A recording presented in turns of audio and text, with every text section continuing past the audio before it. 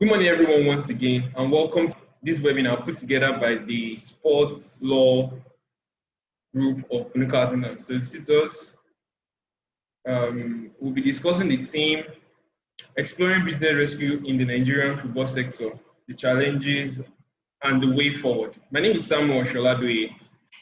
I'm thrilled to be moderating this session along with my colleague, Tochukwu Nwobodo, who I believe shares this enthusiasm. We must all have heard about the growth of the passion economy and how so many countries are keying into this to profit from their passion. You know, even in Nigeria, we've seen it with the entertainment industry. And if you ask the average Nigerian is passionate about one sport or the other, and the most popular is definitely football. So it's really worrying over the years that we've not been able to make headway with the sports business in Nigeria. So there are so many questions. Why is football not thriving in Nigeria? Why are we not able to feed off on this passion to contribute to the Nigerian GDP like so many other countries are? So Tochukwu and I won't be providing this answer. So that's why we have I'll tell you the finest of persons that can actually speak to these issues.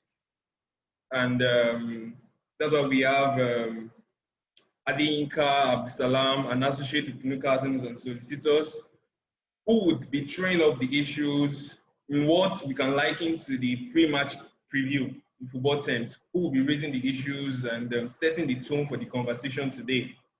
We also have Sheyi Akinwumi, the Vice President of the Nigerian Football Federation.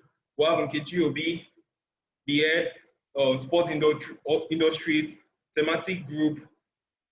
You know, and then we have Nuno, who is the head legal at one of the most popular European club, the 2004 UEFA Champions League winner, FC Porto, with us here today. And we also have Okori Kalu, who is a partner with us here at Punuka, the head of the Insolvency Practice Group, who would be looking at the prospects of business rescue and the options available under the Nigerian insolvency framework during the course of his presentation.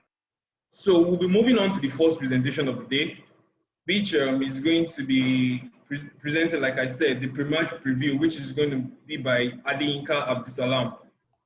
Thank you very much. As stated by the moderator, I will be issues relating to history of football in Nigeria, and I will be talking about the prospect and the challenges. Really, as rightly said by the moderator, my job is just to put the discussion today in perspectives and set the tone and background for the discussion. During the course of my presentation, I'll be speaking to a lot of data. I'll be putting up available data as regards sport followership in Nigeria and outside Nigeria. I'll be speaking to the economic indices amongst others. So my name is Adeyinka Abdulsalam. I am an associate at Punuka Attorneys and Solicitors. Punuka Attorneys and Solicitors is a law firm, a full service law firm based in Nigeria. It has 3 offices. We have one in the headquarters is in Lagos. We have in Asaba, we have in Abuja as well. There are 5 partners and over 30 associates in the law firm. The law firm has different departments, and one of the departments, of course, is the entertainment law department, in which the sport subgroup is subsumed under. The department was recently ranked as a tier 1 practice group in Nigeria. So we are into different sectors. Like I said, we have litigation and solvency, which this webinar is partnered with the solvency group department of the firm and the sport and entertainment law group department of the firm. So that is the brief. That's the brief introduction as regards the firm. Football, no doubt, is the biggest sport in the world. is equally the biggest sport in Nigeria as a country. Of course, football is more than just a sport to us in Nigeria. Football is regarded as a religion. Football has one of the highest followership, perhaps following maybe religion and the music industry. Football is a community. Football is a way of life. Football is a unifying factor. Football in Nigeria defies the classification and barrier of social status. It defies the tribal differences, and so just name it. Football in Nigeria is like a national treasure of some sort, and there is a consensus that football is that factor that unifies us the most in Nigeria as a country. It defies our diversities as a nation. So in my presentation, I'll be asking a lot of questions. I'll be asking a lot of questions arising from the available data. It is part of our colonial heritage and experience. So the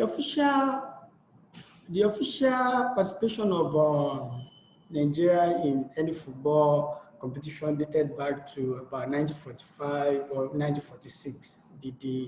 So between that range. However, over the years, we have grown as a country to own football, we've grown to love football, and we've invested so much in the game. So I will now start speaking to the data. What is the available data about football followership in Nigeria? Nigeria as a country is estimated to be about 200 million. A whopping half of this population, about 100 million, are believed to be interested in football. They either watch it, they play it, or they just have passion for it. So this is huge. If half of our population, the most populous nation, black nation in the world, the most populous country in Africa, if half of our population are interested in football, then that should be about the biggest sector in our economy in Nigeria of today. So from the available data, Nigeria has, like from this about 100 million, the national team, which is the Nigeria Super Eagles, the male national team, they are believed to have the highest followership, followed by the European English football teams. We have the Chelsea English Premier League is believed to have about 50 million followership in Nigeria. That is huge. We have Arsenal with about 13.5 million followership in Nigeria. Well, this data, of course, I know it will throw up issues because some Arsenal fans will be like, oh, we have the highest number of followership, but these are the available data. But notwithstanding, this is huge. But sadly, we can't say this much for our local leagues. So the question is, what is the problem? We love football, we consume football, we follow football passionately. But why are we not interested in our own local leagues? From the available data, about 2,000, okay, in fact, and this speaks to what we have in the post today, 63% of the attendees said they have never seen NPFL, Nigeria Professional Football League match before. That is huge. And from the available data, average of about 2,000 spectators goes to our stadium to graze our football matches. Nigeria Professional Football League, and that's the highest league here in Nigeria. And how much is the gate fee? The gate fee is about 200 naira. That is as much as people pay to watch European teams on TV in Nigeria. And they can't go to the stadium to pay as much to watch live matches. So I will now go to the challenges. What are the challenges? You know, these questions are coming out now. Why can't we make our people to develop interest and follow our local leagues. We now go to the challenges. If you look at the graph, at the middle of this whole crisis of football in Nigeria is the issue of finance and liquidity crisis. And I think this is what we are here to talk about and find solution to today. That is like the biggest crisis we have in the Nigerian football sector. But all these issues are interwoven. They are interwoven in the sense that what leads to this finance and liquidity crisis in the Nigerian football sector? Number one is poor infrastructure. What is the condition of our stadiums in Nigeria? What is the condition of our roads? In England, for example, people travel by rail, they use the metro stations to go and watch football matches in other regions. Do we have something like that in Nigeria? Is it safe for people to travel by road, let's say from Lagos to Kano to go and watch MFM play Kano Pillars in Kano? These are the issues. Do we have the available infrastructure? What is the condition of our pitch? These are issues that we need to look at. Do we have hotel facilities that can accommodate 100,000 people in a city in Nigeria? If 100,000 fans move from Lagos to go and watch MFM play, if people from Kano, let's say, go to Ilorin to go and watch Kwara United play against Kano Pillars, do we have that facility to accommodate them? These are issues that borders on infrastructure. How do we accommodate traveling fans? Do we have the facility to encourage them to travel? Then we have inadequate marketing. Matches are not being televised live. Of course, there are recent effort by the LMC, League Management Company. They have, and we employ everybody to download the application. They have an application now where you can watch live matches of Nigerian Professional Football League. It is interesting and is affordable. But before now, we have this issue of our match is not being televised live. DSTV tried it at a point. It was amazing that they destroyed their equipment because people don't want DSTV to televise their matches live. Why? We'll still get to that issue of match fixing later in the course of the discussion. So then another question is, Super Eagles has the largest number of followership in Nigeria.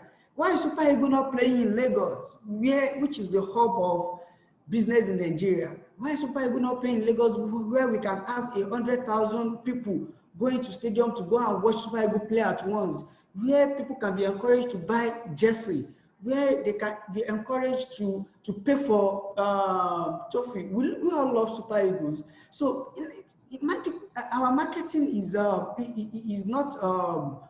not being done properly. We need to improve on this. Then we move to the issue of brain drain. This is one of the biggest problems we have in our league. And from the third slide, you will see that Nigeria is there with other top countries like Brazil and France as exporters of professional footballers. All we do is we take our best players out there. So why can't we keep them in Nigeria? Why can't we keep them? Our players leave to countries like Sudan, Egypt, and even to other African countries to play rather than stay in Nigeria. Anybody that plays well in Nigeria professional football league this season is expected to leave next season. But the question is, what is the welfare package of the players like? What is the salary of players of Nigeria Professional Football League?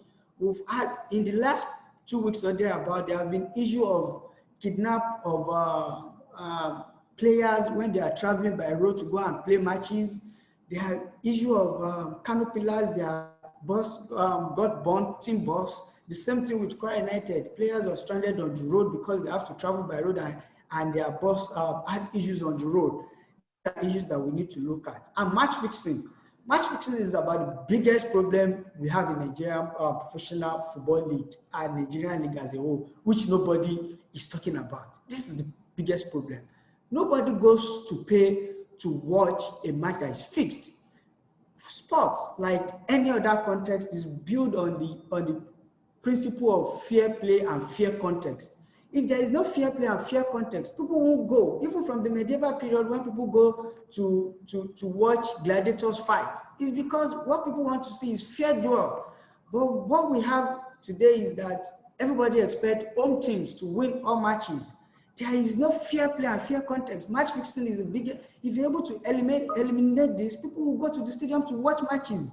But again, we have to ask ourselves, what is the procedure for appointment of football referees in Nigeria to go and officiate matches? What is their package like? So we need to look at this, their welfare package. The football referees, the Nigerian Professional Football Referee Association, NRA, need to know that they are a big stakeholder and they have role to play in improving football in Nigeria. And we have the issue of involvement of government in participation of sport. The truth of the matter is that in Nigeria of today, football is seen as some sort of social infrastructure. So government know people love football. They are forced to invest in it. Nigeria Professional Football League, we have 20 teams. Out of these 20 teams, 16 are only owned by state government and other government agencies. We only have 2. They are private, only owned by private individuals, and that is MFM and Ifeanyi Uba. Dakada and Abia United, they have some sort of government and involvement and participation, but we really need to improve on this. People really need to come and take this off government. So what are the prospects? Let me just quickly rush through the prospects. Football is big. We have over 100 million supporting football in Nigeria, but we are not domesticating the resources we are getting from this. Chivita will go and partner with Manchester United, but because they believe they have the followership and they'll be able to reach their audience through Manchester United, not through Eyiba, not through Kwara United, not through Dakada, not through Ifeanyi Uba. Most Nigerian teams of today, they have their jersey plain. Nobody is sponsoring them. So let us see how big is football. We do comparative analysis with what we have in UK. About 3.3 billion pounds was generated by just English Premier League for about 3 years consecutively. And 7.6 billion was contributed by Premier League to UK GDP, 7.6 billion. 12,000 people were directly employed, and 100,000 people were directly employed by the clubs. 12,000 directly employed by the clubs, 100,000 have some sort of job. And we have about 700,000 people that go to UK because of Premier League. That is tourism. Football is big. From this figure we are talking about is inclusive of our money generated from followership of English Premier League in Nigeria. Then I ask these questions. Why can't we keep this money in Nigeria? Why are we exporting this money? From available data, Premier League can finance 20% of our national budget in Nigeria. So in Nigeria, why can't we improve the interest of these 100 million people in our local league? I'm pressed for time, and I think I will just go to my conclusion and say, okay, football really is a big business. Thank you very much, Samuel. I'm sorry, I think I overshoot my my time. Thank you very much. There's so much to talk about. Thank you very much. Thank you very much, Inka. And everyone was wondering, why do we have so many issues like this? You like all the issues you discussed, you know. So these are the issues, and they are clear. So the concern would be, what are the policies? What are the directives? What are the institutions in charge doing? And this leads up to Nkechi's presentation. She will be considering the policies in place, the directives, and the institutions in charge of regulating the commercialization of football in Nigeria. Nkechi, I hope you're ready for your presentation. I am make a couple of observations, Okay. and from Adeyinka's presentation. First things first, finance and liquidity crisis is not the crux of the problem. Every time we reduce the challenges we have in any sector to money, it means we don't even begin to understand what the issues are. If you get your strategy right, money will follow you. A very wise woman said that to me, Mrs. Ifweko Omoigwe Okaru said that to me. Once your strategies are right, money will follow you. And events all over the world have shown that. I said finance and liquidity is not the crux of the problem. Money is never the crux of the problem. Money is the solution, is one of the solutions when you have identified the problem. So that's something I wanted to make clear. And as time goes on, from all the presentations, we would see that if we get our strategy right, we can actually rescue this the football sector, because someone like me, I believe that football is the tide that's going to raise all the other boats in the sporting sector. If we get football right, then basketball, tennis, volleyball, and all will be gotten right. So I appreciate this opportunity. Secondly, Adeyinka, like the average Nigerian, approaches these issues from an emotional point of view.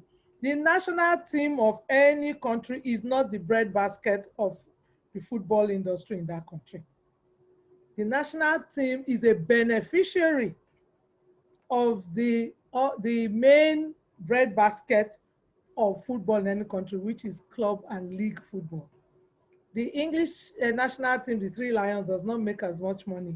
Doesn't even make up to 25% of what the Premier League makes. So our Super Eagles, we should stop looking at our Super Eagles as the solution to getting football on a business footing. Super Eagles is the beneficiary of a good football industry, will be the beneficiary of a good football industry.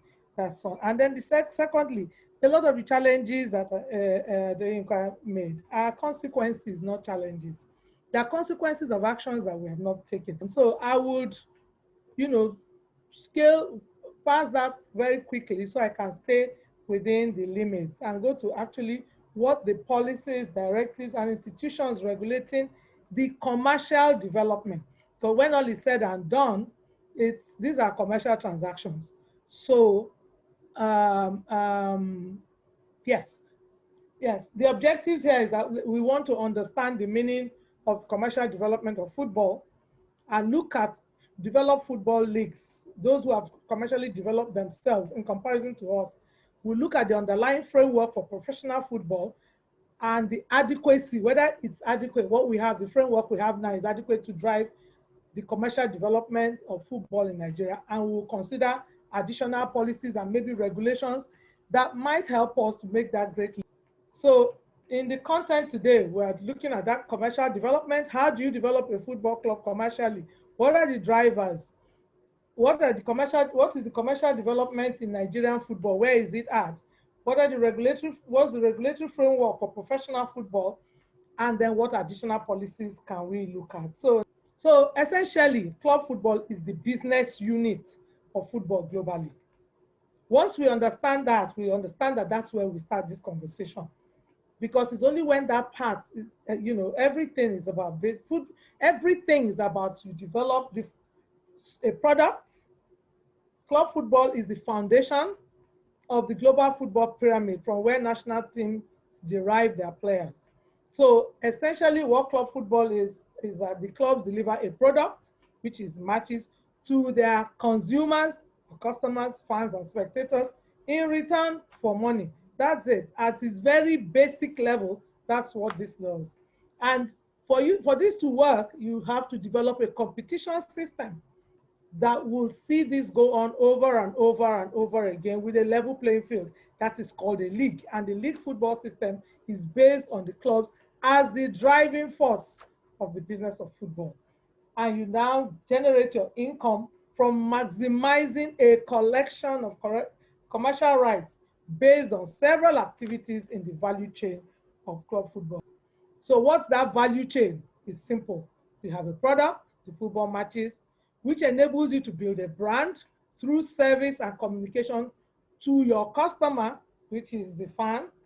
And because you do that, you achieve financial success, which leads you to the business. So next, what are these commercial activities that you can engage in to enable you to deliver the brand and the business? So club football is based on having arenas and facilities that you can now leverage to create hospitality, ticketing, and a good match day experience, which will also lead you to merchandising your clubs and players' properties, events, hosting events, entering into commercial partnerships, developing media and content around the activities, your matches, your training, and what have you, all in a bid to commercialize the reason you set up the club in the first place. So if we look at a comparative analysis of club football business, let's take where. So if you look at a comparative analysis of the club football business, Europe is the home of the most commercially developed football leagues in the world. And in 2019, they had a combined total revenue of 28.9 billion euro, of which 17 billion came from the big five European leagues. Even the non-big five top leagues generated more money. That is, so we should stop thinking that all the money is in La Liga, EPL, Bundesliga, Liga, and what's the fifth one? France, England, Germany, Spain, and is it Portugal? The big five. Below those top tier, they're still generating money. They generated roughly about 5 billion euro before you come to all the others, the big five countries, other leagues, the FIFA. So you can see national team, FIFA, UEFA, and national associations. Please see the money. It's only 2 billion compared to about 20 billion from the leagues. So it buttresses the point I'm making. The national team football is not the breadbasket. It is your club football. So in this year, 2020 to 2021, we are projecting an income of about an increase to about 22 or 23. So we're going from 17 to about 22. But in spite of COVID, there is money that's going to be made. And it's going to be made from the leagues. So if you now begin to understand, through identifying the drivers of commercial development. So we now have to focus on club football. I'm not saying your national team is not good, but honestly, if we don't get club football right, we're just going to continue to stutter in our development of the football industry and the football value chain. So what are these drivers of commercial development? There are quite a few, but these are the main drivers. So ownership is critical.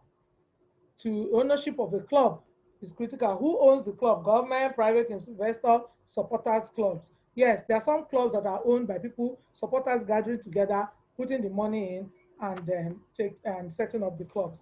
That's one. Stadium. The stadium is a critical driver.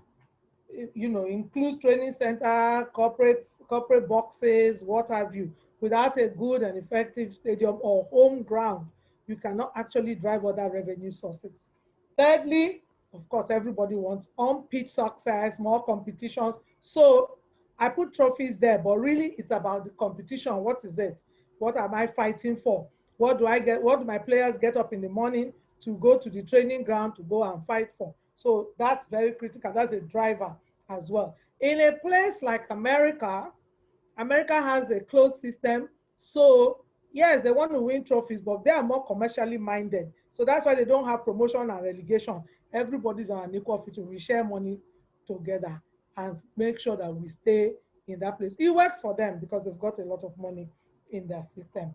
The fourth driver, and this is a main driver, is broadcast. So the content development and broadcast is a main driver. Traditional and digital media OTT platforms. OTT is actually even becoming very important because of the way we now consume sport. About 20 years ago, I wrote a paper on the fact that by within 10 to 15 years, the consumption of sports is going to change. But I'll try and remember how much. We said it's going to change by as much as 60%, going on to handheld devices and what have you. It came to pass truly, and now we consume more sport on our mobile phones than we consume on TV. Not too many people are sitting there watching 90-minute matches. They are consuming in bite-sized and OTT platforms and all are taking advantage of that because you can get your sport on the go. And then the last driver is, of course, the one that is going to pay the money, the fans, the ultimate consumers of the football product. Whether they go to the stadium or don't go, some people are never probably going to see their club stadium, the club they follow, the stadium, ever in their lives. But every year they spend money on that club.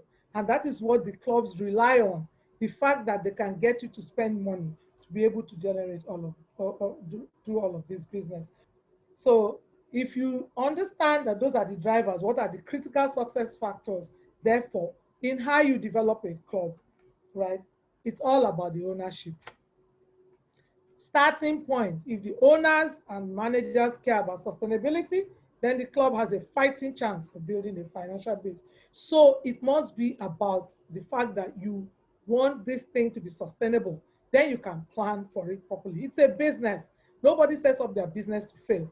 So, and for it to succeed, it requires sustainability. Then you need the money. You see, that's when the money now comes in. Financial investment is key to success, but not only money. You can also invest in quality manpower, creativity, product development, customer engagement strategies, and these will ultimately lead to financial independence and success. Then you need to think as a team, preferable to thinking as an individual. We know that great individual players don't necessarily ensure success on the field. So why should people think that it is about I in the club and not about we? So a faltering club that buys a top player is not guaranteed. Ditto, a club that is all about an individual, it cannot be sustained. And that's why you're beginning to see that clubs are becoming owned by corporations, and the era of not that it doesn't exist though. I mean, Chelsea is an aberration in this. Chelsea is the exception that helps us to prove this rule. You understand? But you must have a sustainable strategy and related systems in play to ensure longevity. Then you plan, forward planning. Where do you want to be in 5 years, 10 years, 30 years? We don't see that in a lot of our clubs here. And finally, you must hook up. Partnership is critical. Hook up with your partners to mutual benefit, your shared goals, visions, and targets. That's where you start having your corporate partnerships, people who also have the same goals and ambitions that you have as a club, and see your club as a platform to achieve success in their own brand and business goals and visions. Next slide, please.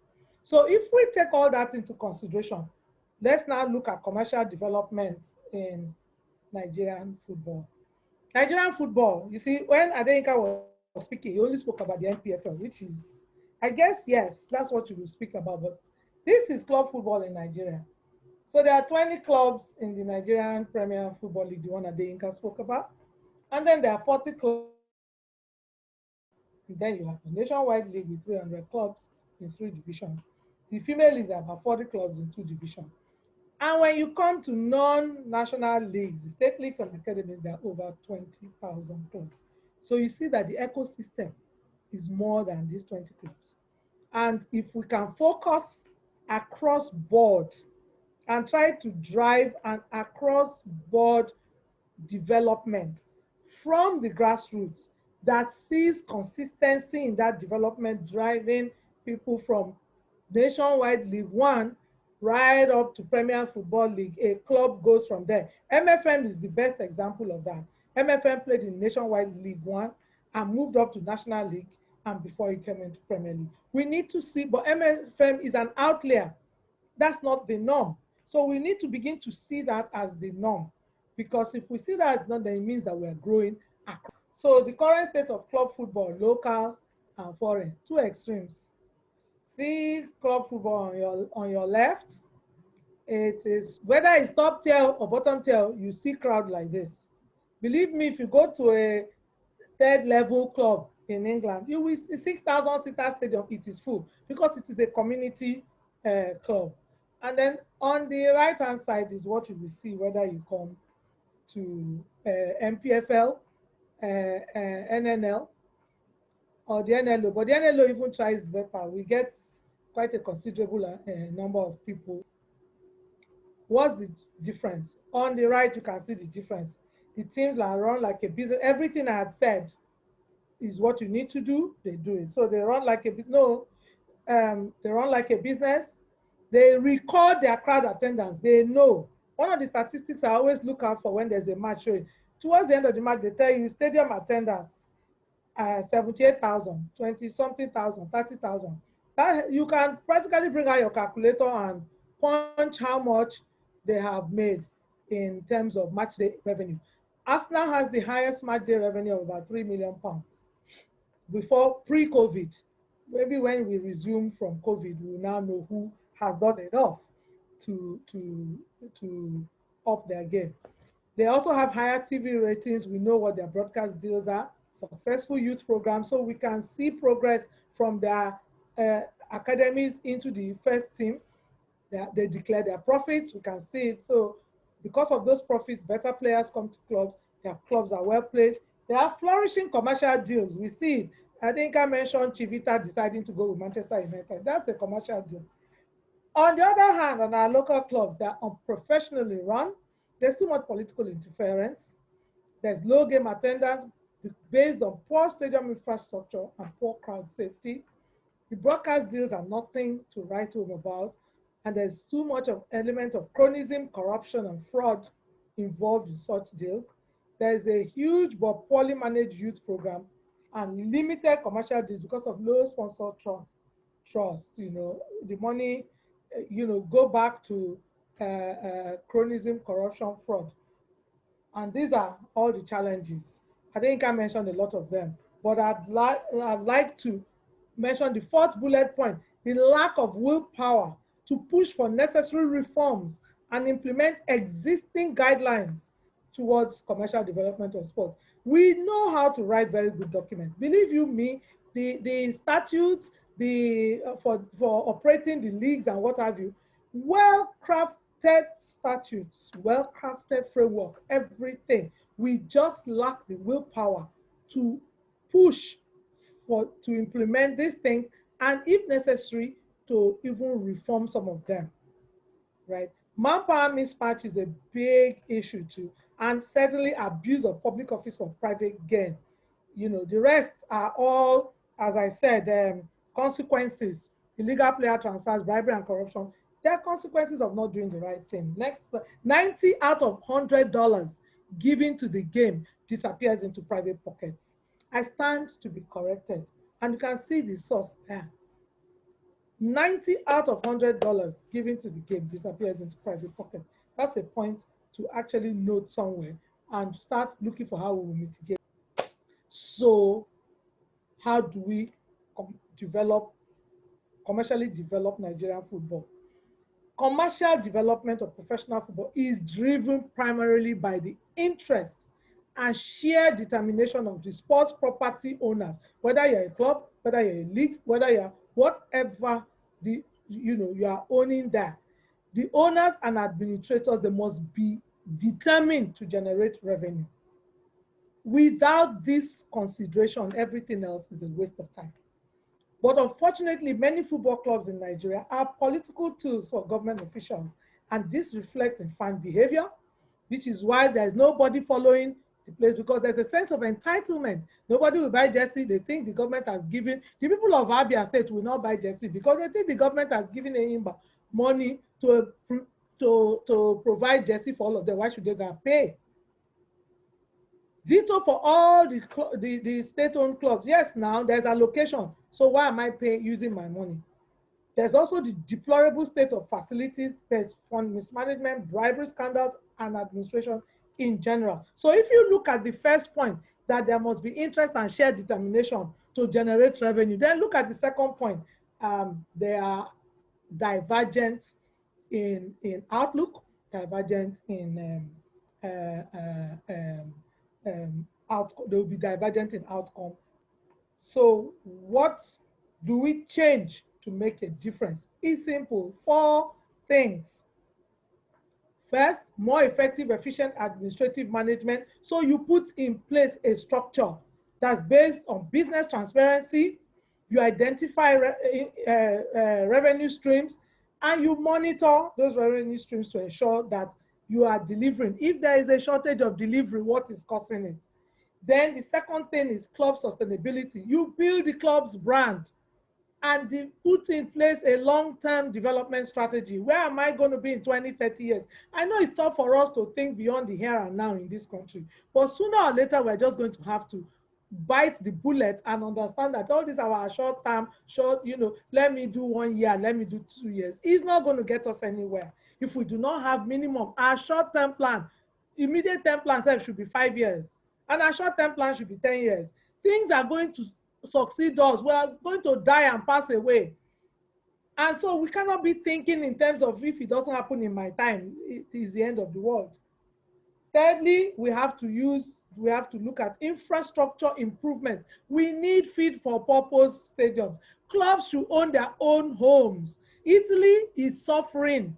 Italy was where everybody wanted to go before. Why? Because Italy at that time in the 80s and what had the best football, blah, blah, this. But Italy did not invest in, the clubs did not invest in their own long-term strategy. And therefore, they were sharing a stadium that belonged to the municipal county. So AC Milan and Inter Milan till today, with all their history, none of them owns their own home. Where they play belongs to the municipality of Milan.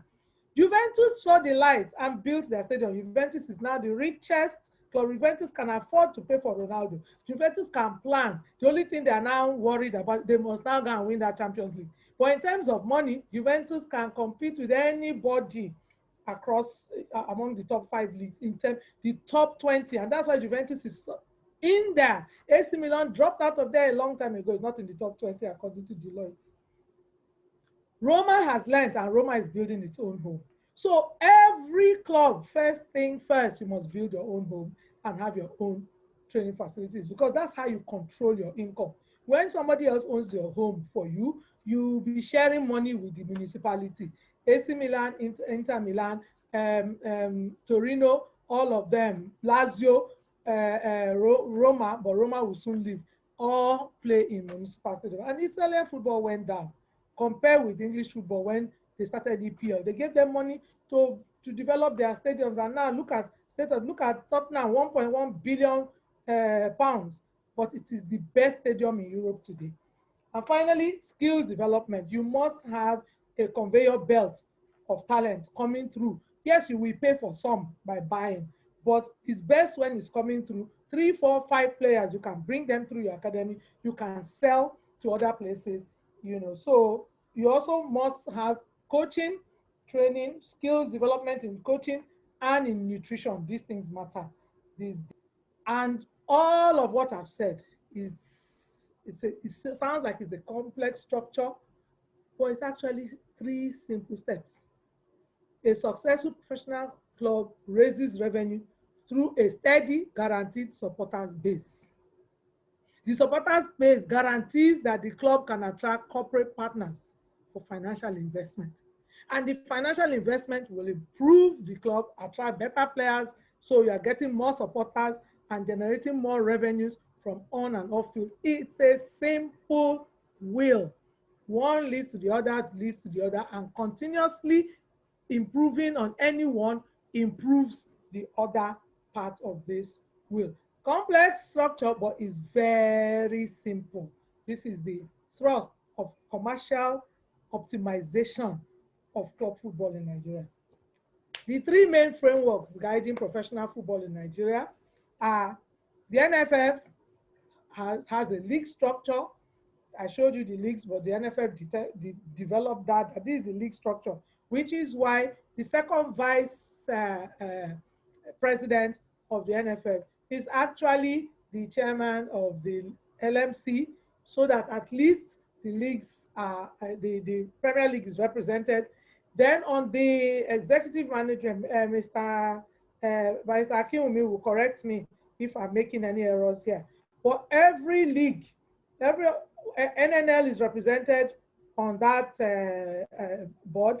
The NLO is represented on that board. The Women's League is represented on that board. And there is somebody that also represents the non-league, non-national league people on that board. So the NFF has put that structure in place. That's why I told you, it's not, structure is not, putting framework is, writing this framework is not our problem. Then the second framework is the league statutes. Every single league has its own statutes and frameworks. And then we now go to the FIFA club licensing regulation. It is at this point, this is all very nice and very pretty, but if you go to the next slide, you will now see where the issues arise. And I'll take you to, all the rules governing participation of clubs. But the key section affecting commercial development is as follows. So the first bullet point, section 534 says that government is expected to divest 50% of its equity in clubs participating in the league. I leave you to guess whether we have obeyed this. The only people obeying this right now is the NLO. At the NLO, fully 90% of the clubs in the NLO are non-government owned. 90% are owned by people like me and you. So that's one section that is, it is obeyed more in the breach than in compliance. The second one, section 5.6, any holder of significant interest, 30% and above in a club, should not hold interest in any other league club. Dakada and Abia Warriors are in breach. And Barrister Akinwumi can correct me if I'm wrong, but they're in breach. Thirdly, section 80, clubs are expected to prepare and submit audited accounts to the league. My personal experience in this area, when I asked in 2016, 2017, can I have your balance sheet and everything? I leave you to guess who submitted. And I'm sure none of you will guess right. There was a big fat zero. None. So it's not that we don't have rules. They are obeyed more in the breach than in compliance. Then let's go to FIFA club licenses. I just brought out some, I just to show you that when it comes to commercialization, it is we in non-implementation that's the issue. The FIFA club licensing says that you must, you are supposed to have infrastructure, safe and well-equipped stadium training center, personnel criteria, specialists in relevant technical fields, financial criteria to adopt financial transparency, as I said, is more in the breach than in the, so are these regulatory frameworks enough to drive the commercial development of professional football in Nigeria? Certainly not. In my view, and in the view of the SITG, the NESG, we believe that there should be policies around ownership, private equity participation. We should actually now put it in beyond the statutes. There must be somewhere else we can put this thing into. Maybe in a national policy or a national development plan, and then now put in place how it will be implemented. Secondly, there should be policies around incentives for investment into the professionalization of sport. What we have now is participatory sport. We do not have professionalization. So we need to begin to put in place policies around incentives. I will not put my money into any club if I do not know what the outcome will be. Thirdly, we need policies around investment into infrastructure development. And like everything, if you don't grow from bottom up, you can't build your house from the roof. We've been trying to build this house from the roof and it's not working. So personally, I would like to see investment into infrastructure development at the third tier, that is the NLO, because that's where you start from to gain promotion. So you have a 5 to 10 year plan of saying, okay, so let's put it in here, let them grow, promotion into NNL, promotion into MPFL. Let's see how that will work. That's one. Then policies around financial fair play. So you cannot be owning interest in Club A, Club B, Club C, or however you want to do it. If it is going to be a barrier to entry to have those rules, take the rules out, but now make it very stringent for those who are owning more than 1 or 2 clubs. Make it very stringent for them not to use that at a serious advantage and disadvantage others. And finally, policies around governance and administration. We really do not have too many people right now we do not have square pegs in square holes or round pegs in round holes. What we have is square peg in round hole and vice versa. So there must be a way for you to inculcate governance, proper corporate governance and administration into the management of clubs, leagues, and by default, sports regulatory organizations. And so that brings me to all the work, and I'm very glad at the beginning I announced, I made reference to this is the last slide. So it brings me to the work that was done to develop the draft national sports industry policy. And I'm very glad that Panuka lawyers were involved in this from the time we reached out to at a function, and we've always seen you guys there. So this webinar, gave me great hope and great encouragement that we are on it, people are listening. So the draft 2020 National Sports Industry Policy provides a detailed pathway to delivering economic growth and driving the commercial development of professional sports, including football in the country. The goal is to increase the contribution of sports to the GDP of the country and create job opportunities through private investment in infrastructure as the main driver. Without infrastructure, you can't play sports. So the draft national sports industry is based on what we are calling the 3 I's and 1 P strategy. Investment backed by the quality and quantity of investment required, which is backed by tailor-made incentives and driven into the provision of infrastructure by robust policies. So on the infrastructure part, the policy highlights the steps to be taken to attract private sector investment in sports infrastructure, as well as other key parts of the sports industry value chain, including clubs, leagues, and competitions. And I will ask everyone to, if you haven't already read it, you go download the draft National Sports Industry Policy at the NESG site, nesg.org and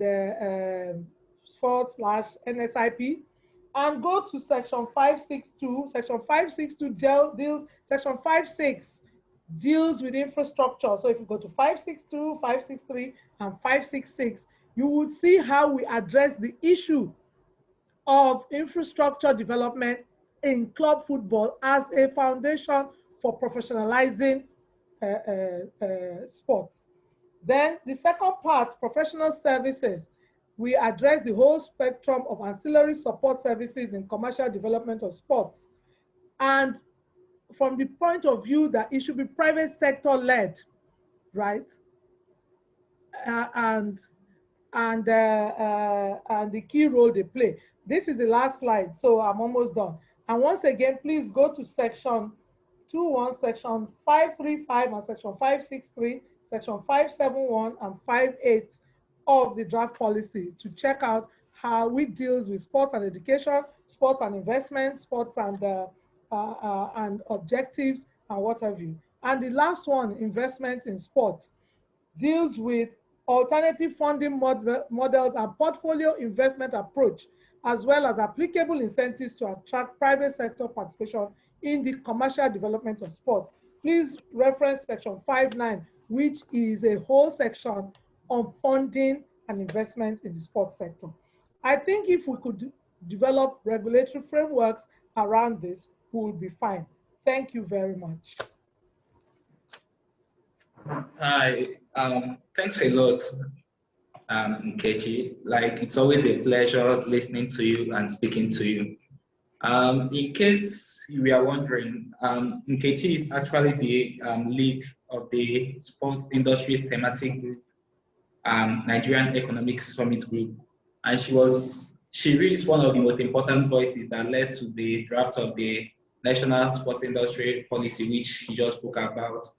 And I can tell you that yes, she is like an expert in the field, and we should really listen to her.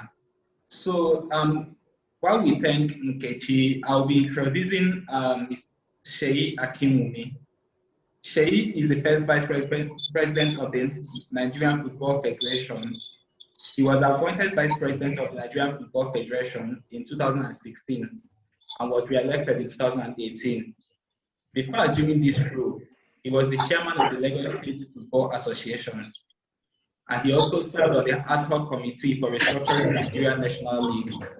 So while Nkechi has spoken about the ideal things in football management in Nigeria, Sheyi, having been in the field also for a long time, we believe will speak on the reality on ground, as he will be critically analyzing football as a business in Nigeria and also in other jurisdictions. Thanks a lot. Thank you very much, everyone. And thank you in particular to my sister Nkechi.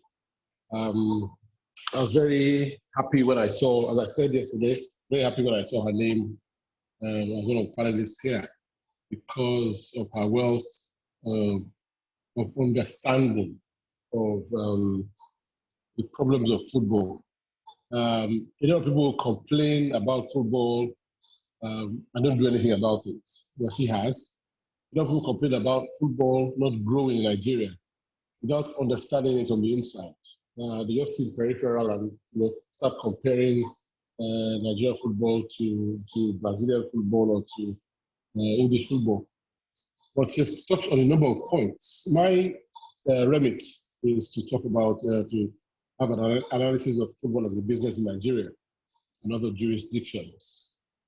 But the global theme of the webinar is exploring business rescue in Nigeria. Football challenges and the way forward. But my own particular topic is the critical analysis of football as a business in Nigeria. So I'll try and juxtapose those two and see how best I can make it work.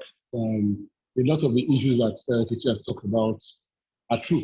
So I'll look at it from a different perspective. I sort of anticipated where she will come from and try and give a wider perspective. We are in an insolvency discussion here.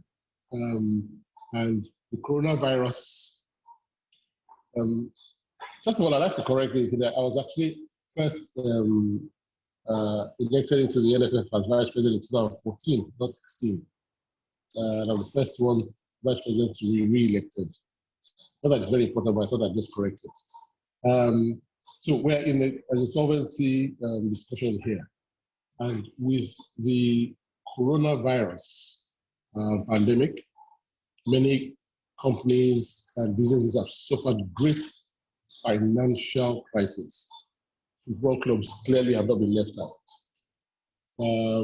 Wigan Athletic went into administration last year, and Bury, both in the UK, went into voluntary arrangements. In fact, sometime last year, about 14 MPs in the UK wrote a letter to the Secretary of State asking for support and saying that, if they don't support the league as they know it, over 100 years will die. And a rescue package was promptly put in place for the League One and League Two clubs. That's the third and fourth tier clubs. That's amongst the solidarity payments that came from the top. So the issue here for me really is that the idea of business rescue is to restore a company to a profitable entity, or if you can't, then to obviously liquidate it.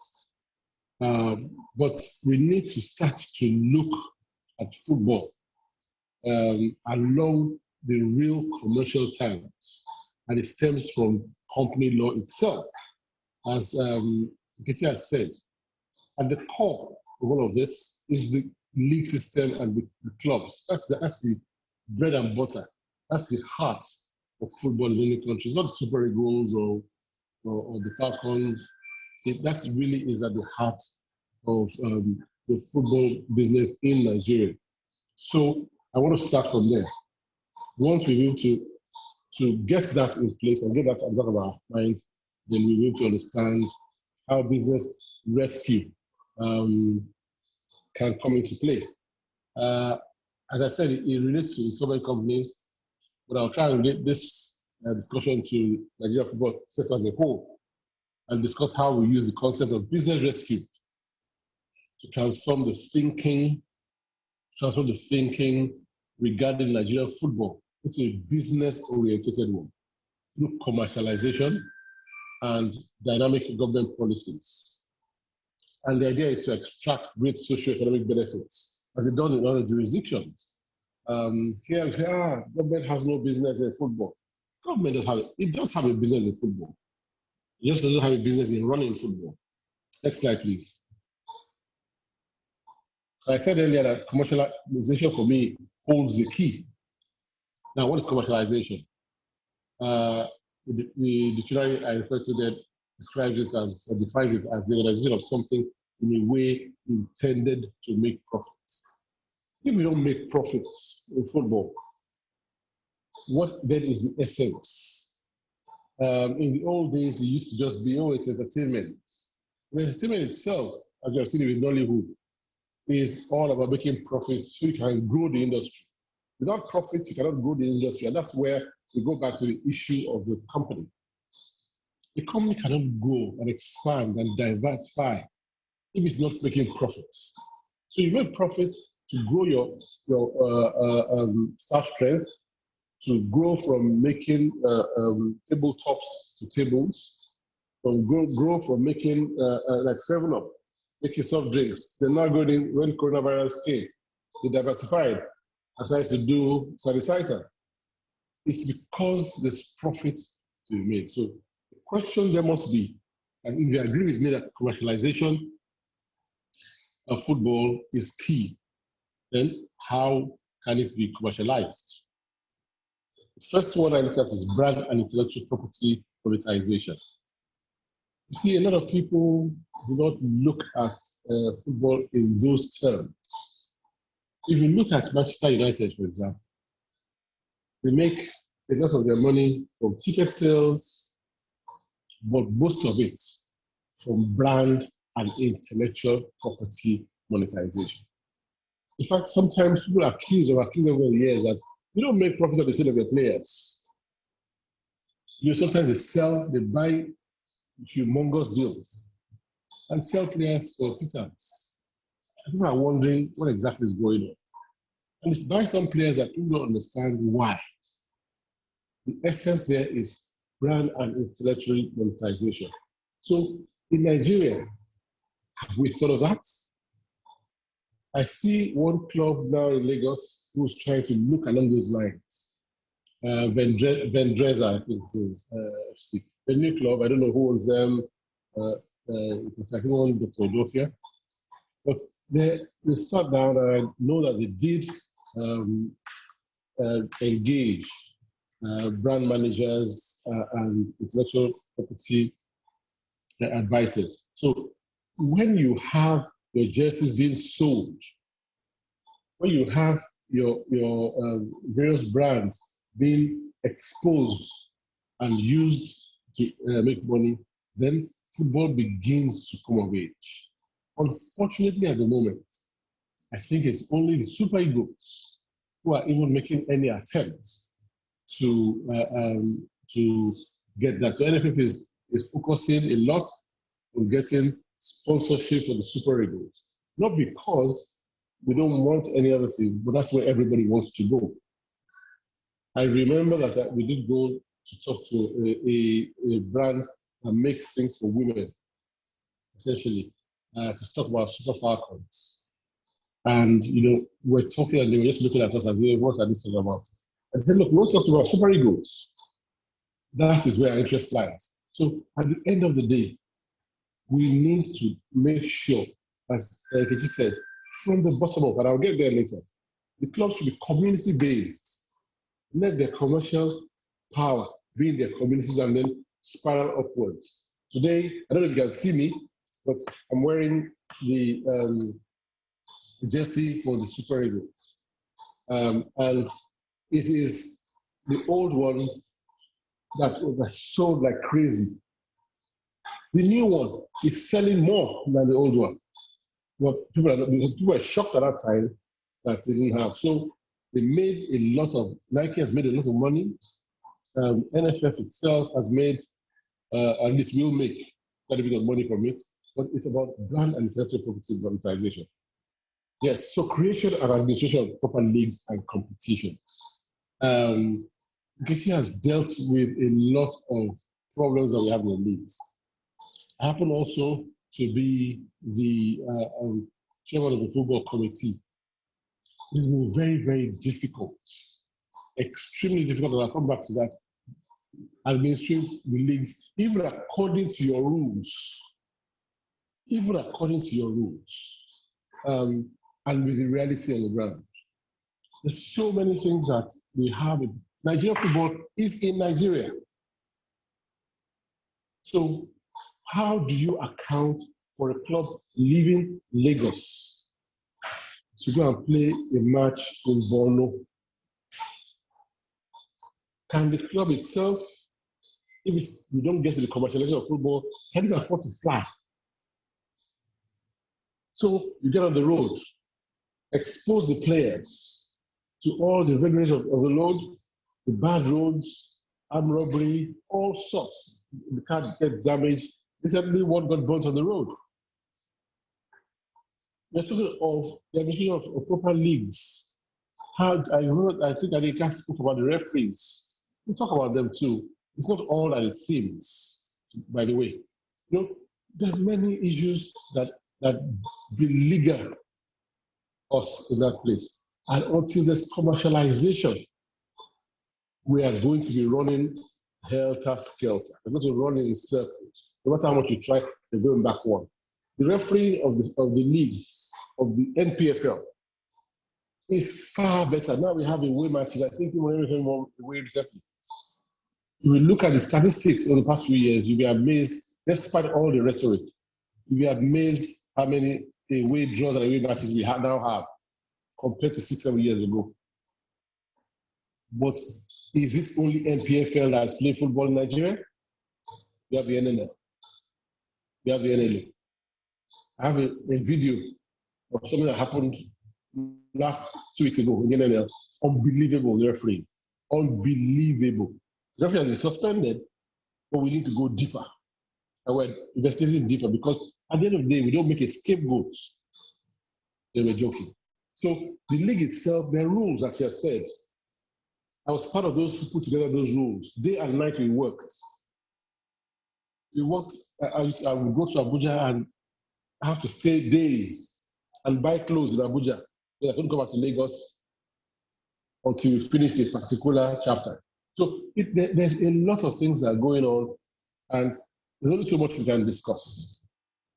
But the recognition of it is key. And it's not about removing one person and putting somebody else in place. Look, we have a situation where a minister of sports announces the league is starting on Sunday. Without a meeting with the league. Why? How can that happen? As far as this is concerned, we just needed to start this league because it's getting out of hand. Delay was getting dangerous. The youth were getting restive. And I understand his point of view. But that is the system we run in Nigeria. The governor comes because he owns the stadium and says, no, I want to use this for a campaign. You can't play tomorrow, you have to play sports. I put soldiers there. What can you do? This commercialization of the league answers those questions. I take you to the next thing, creation of arenas. the clubs, let's take the NPFL. Which of those clubs owns a stadium? They all belong to state government. Not only that, you don't even have a license from, they don't lease the place. And if you lease it, on the day of your match, it belongs to you. Not so. Not so with, they allow you to play. Even in Lagos, not only they ask you must pay for cleaning. So we need to create arenas. And there are ways that we can do that, which I'd like to talk about in a short while. Trading of match tickets. What a joke. A few years ago, I experimented as the chairman of Lagos State Football Association. I had a club in Lagos called COD. And so we sat down and said, you know what? Let's see, even if it's 200 naira, 500 naira, we can collect at gates. Let's give you a incentive. So they got somebody who was giving out motorcycles free of charge for those who balloted. Well, I think the ticket was 500 naira or 200 naira. And they gave them free bicycles, free motorcycles. And it was your ticket that was your raffle ticket. You were still reluctant to pay. They still wanted to jump the fence, they still wanted to push their way through, they still tried to steal the tickets. Nobody wants to pay. And it's not only because, as I think I said, oh, there's match fixing, or you think there's match fixing. It's a way of life. It's a way, it's become part of us. Anytime we have Nigerian matches, have friends who can afford to buy a wing. If I have some friends who have boxes in Arsenal Stadium, in United Stadium, they will not buy tickets. Say, can I get 5 tickets from you? I said, why can't you buy? In fact, you should buy and give out. So we need a reorientation also. The other problems arise, but we also need a reorientation. Transfer and acquisition of players. This brings in a lot of money for individuals, for club sides, for academies, solidarity payments and stuff like that. And it's a lot of forex. I can't remember the exact figures, but I think last year, if you just look at one major one, cement, right? The money flowed, that's made me happy. The money, a lot of the money flowed back into Nigeria. And there are many players like that where we make money. So we need to also properly understand how that we can do. And the NFF has done its own system such that you need to pass through the NFF for you to go, so we can trace the money going out and in. And indeed, there's a particular matter that's going on now with what's the guy, Gallo, where there's some AFC matter going on because of the root of the money. But if we commercialize football and there's a business to it, those sort of things, there will not be leakages, and we'll focus on them. Merchandising of sport goods and apparels. You can see whiskey, those ones, and I've got some of them here. Each time you go to the Nike shop, the apparels don't last. The amount of money that's involved in this is stupendous. If each of the clubs had this kind of business, I think the one that's many clubs in the NNO, I can't remember the exact number, there are the 42 clubs in the NNL, there are the 20 clubs in the league. And then you have the community clubs and the hands apparels. Imagine how much business is going around. Now, before I get into what comparing this is, let me go back and try and give a bit more flesh to the discussion I had, because I just touched on them. Now, in commercializing football, you want what? You want to create money. We want to create an economy around football. We want to create employment around football. We want to get in foreign exchange from football. We want a stability and a system where it is predictable, the business of football. And that impacts on the quality of the football itself. Because where you have predictability in terms of the officiating, for example, in terms of the business, the money that comes into you for each match that you play, you can afford for that match to chaos during that match. Because you know that you want the tickets to come in and your share of the ticket of the home team is guaranteed. And you plan for it. So it is important. These issues I've spoken about, we don't really have enough time because that alone is a point of discussion itself. It's a webinar in itself. But the essence of it, and why I said commercialization is key, and the crux of the matter is because if we have those 20 clubs having arenas, and you see, arenas are not that difficult to make. There was a governor in one of the states where I had access to. I spoke with him. I don't want to give away. And I went to him. I was with a company in the UK who was designers and product designers and architects. And they were prepared to come in and build a stadium. Not only that, they're working with partners to have a monoline, rail line to the stadium and back out of the stadium. And they wanted to run it for 20 years and hand it over. And they're going to create the business from it. It didn't work. I tell you, by now, we would have had only 6 more years to go. But that is the business in the world in which we live in Nigeria. So we need to ensure that all the commercialization that we're trying to do with the NESG, I pray to God that it works. We have a minister now who's committed to it. We know that there are people who may come and their first point of attack is that commercialization. So we need to move on. I refer to Spain, United Kingdom, China, and Saudi Arabia. I'll quickly rush through so you can understand what some of them have done. In Spain, 1.5% of Spain's gross GDP is derived from professional football. That's why they couldn't afford to stay on lockdown with football for such a long time.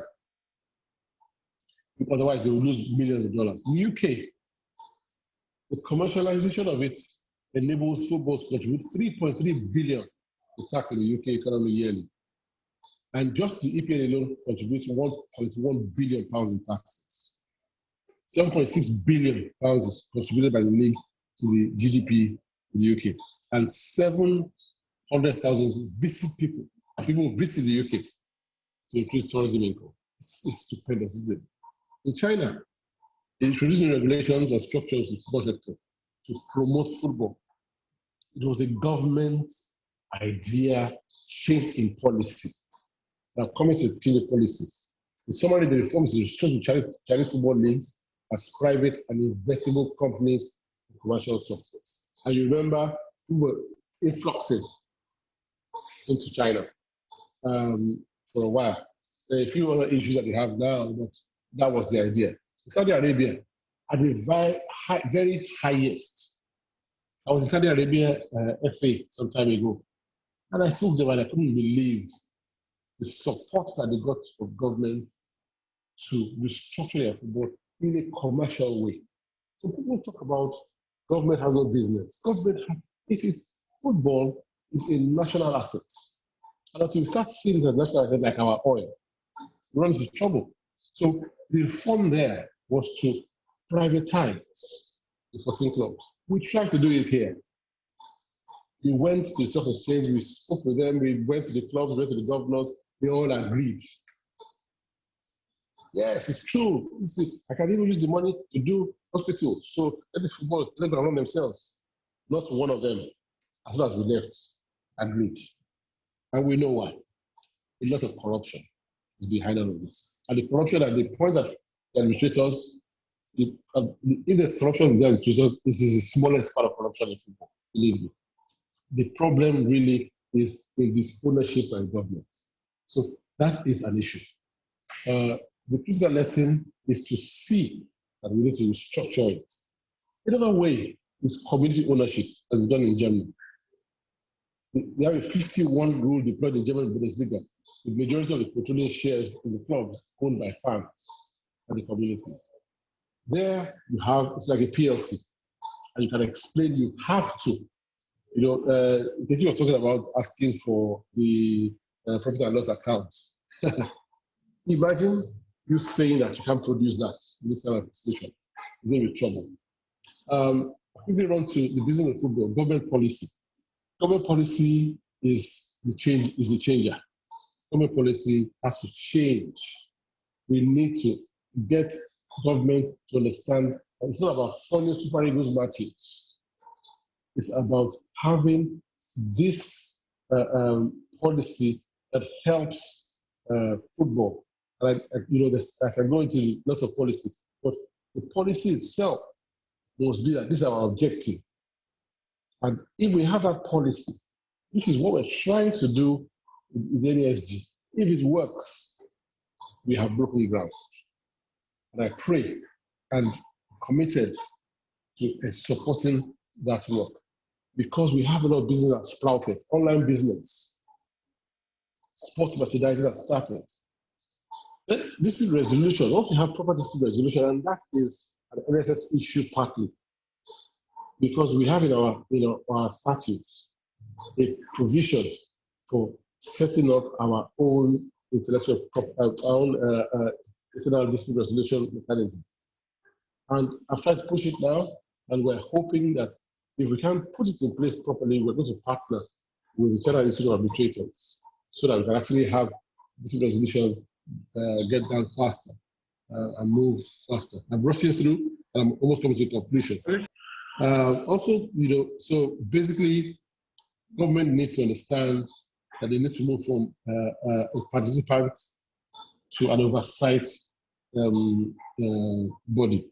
So it's oversight and policy creator, not policy implementer.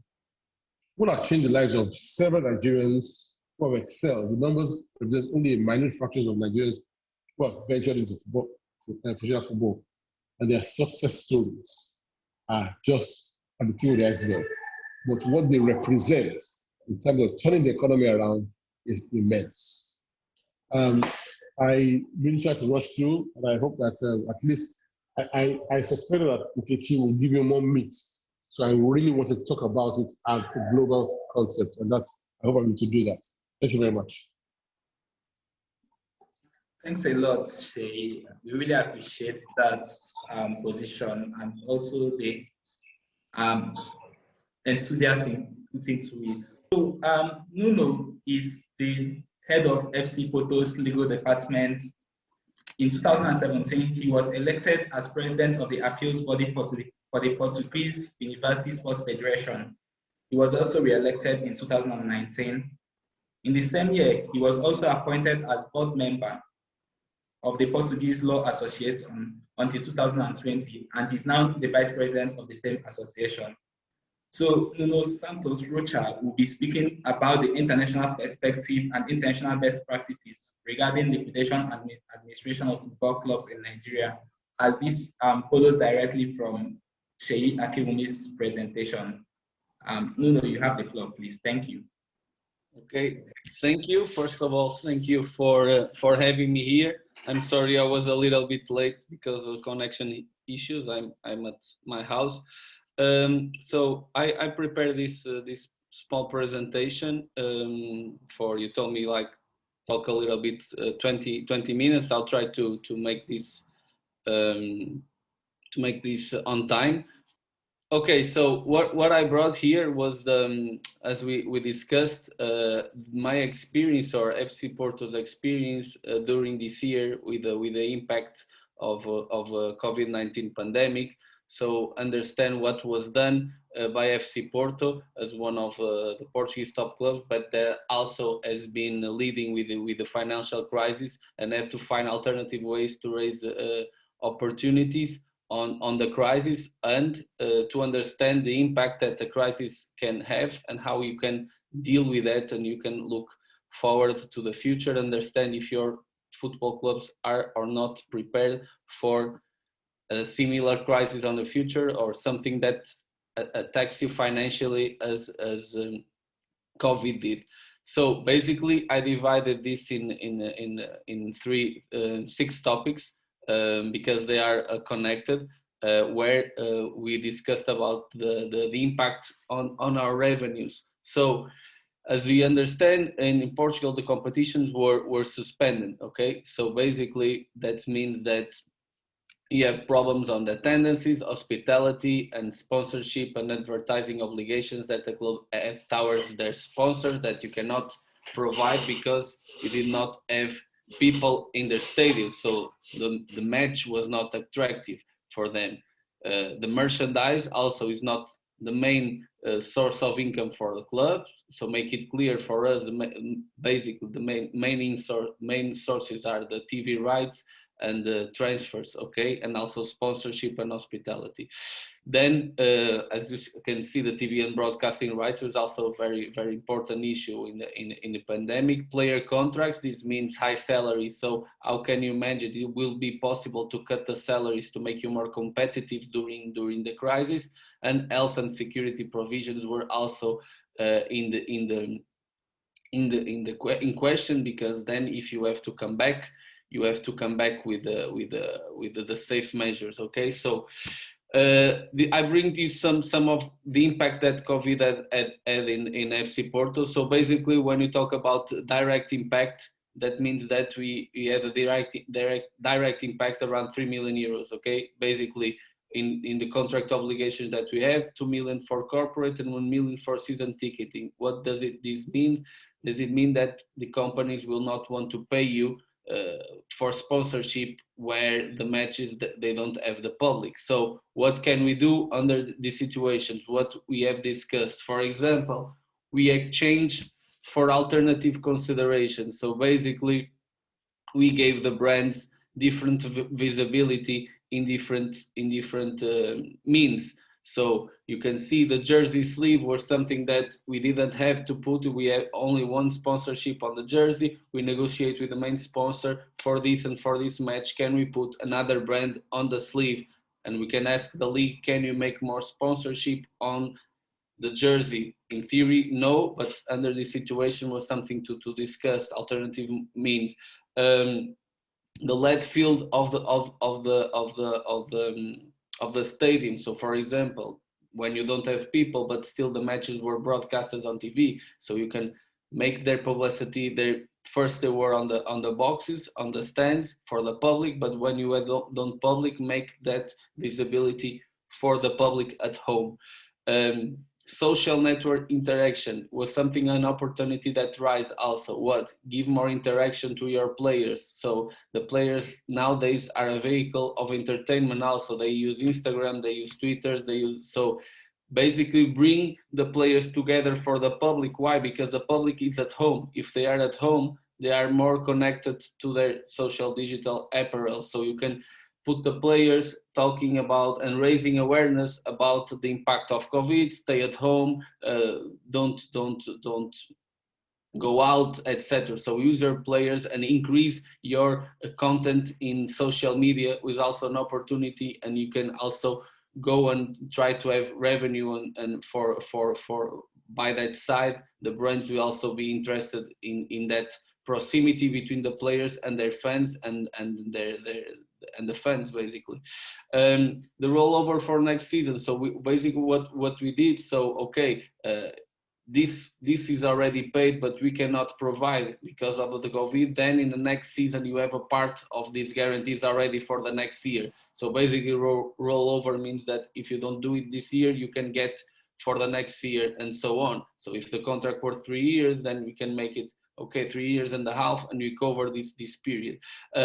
Also a refund as a credit note. So basically you cannot provide, we have to refund to the sponsor. But basically this is like a pyramid, so or a stairs. You basically try to the first one, and then you end on the less interesting for the club, the credit note.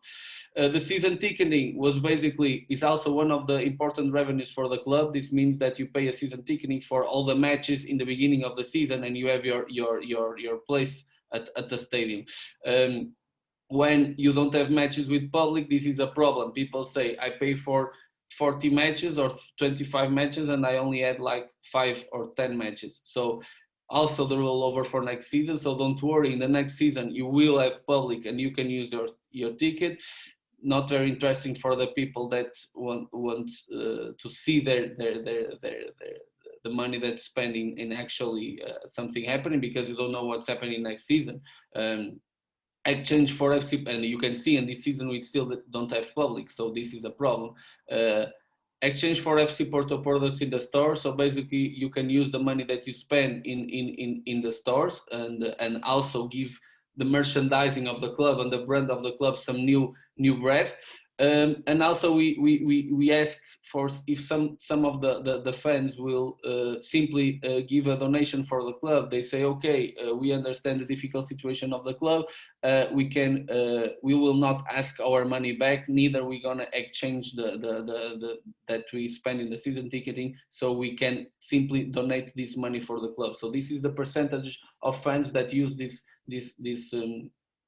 possibility. Of course, the rollover was the main one, but also we have 15% in donations. That is something interesting. So I think we can move on. Can I move this one? Yes. Yeah. Okay. Indirect impact. This means that when the pandemic suspended the league, we had 5 matches left, and the indirect impact around 1 million. Why? Because these 5 matches, when I say 5 matches, it's 5 matches at home, of course. So these ones were decisive matches. The last 5 matches at home in the league, they're probably the most important. So you have full stadium, and normally you will get around 200K per match. So the impact was around 1 million of not having people in the stadium buying the ticket for that specific stadium match. Sorry. Moving forward. Okay. So the merchandise, this is actually interesting to understand the merchandise, because with closed doors, you get €0 of income, right? So basically I'm covering the period between the complete suspension. So as from March last year, so from April, until the summer, where the lockdown measures were relieved a little bit. So basically what happened was we had 0 income because the stores were closed, so nobody could go and buy. Our comeback was from July until September and was higher than 2019. So this is interesting to see that the closed doors make people in the coming back buying more than they actually normally did. Also, we had some Porto won the league, so basically people will buy more FC Porto products. So this means the sports success is linked also to your business success. So this is very important in football, because you can have sustained business financially point of view, but if you don't win, if you don't achieve sports results, it's complicated for your business keep growing. So this is the most difficult balance, in my view, from a point of view of a football club and from the point of view of the business. So making the balance between winning and be financial sustainable, which normally is complicated because you have to buy players or invest so you can achieve better sports results tomorrow, and then you're gonna have actually that. So this is very complicated. Also, this was a strategic, we had this strategic part from our commercial department, was holding the launching of the new jersey until the end of July. So basically, normally the jersey of the next season is launched in the end of the previous season, so you can buy in the summer period. But as was, we had the pandemic, they hold, and they waited for the measures of lockdown get eased, and they launched the jersey afterwards. So in that period, if you compare it to the same period in 2019, we had more people buying Porto merchandise. Okay, so you can move. Also, this was an opportunity to grow your business online. So this showed people stay at home. It will be, you have your target, your friends, you know where they are at home, they are in their computers, they are in their phones, so you can attack that from the commercial point of view. FC Porto was not very developed online, so basically the merchandise, we don't have actually an online very well developed store, but with the pandemic, the online was a higher growth than expected. People start using the online, and of course, as you can see, still doesn't make up the closing of the store. The closing of the store was a very high impact, but the online business has come to stay. So it's also an opportunity to develop during a crisis, but you can keep it for the future because people are using the online tools, and there are even more and more people that can and know how to buy online. There was a high demand during lockdown, and even we had to make 24-hour shift non-stop in the warehouses, so you can provide all the online demand.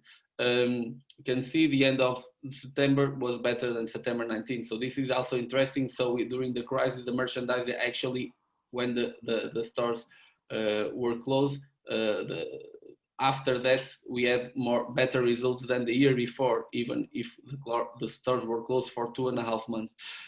TV broadcasting rights, also one of the main source revenues for us in FC Porto, and actually nowadays is a big discussion between centralization and decentralization of the rights. So it's I don't know how is in Nigeria, but in Europe, basically the rights are all in the league except in Portugal and Cyprus. So Portugal, we sell our own TV rights, FC Porto matches, so we don't care about the others. This is a private negotiation from FC Porto. So basically, what the TV broadcaster rights, they pay you monthly or 3 monthly installment for broadcasting your matches. So when the league was suspended, they suspend the payments.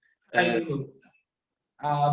to cut you short, but you have like 4 minutes to complete. 4 minutes, it's okay, it's okay. So 4 minutes, it's perfect. So you have these broadcasting rights. We had a cash flow problem because we didn't have the revenues on that monthly basis.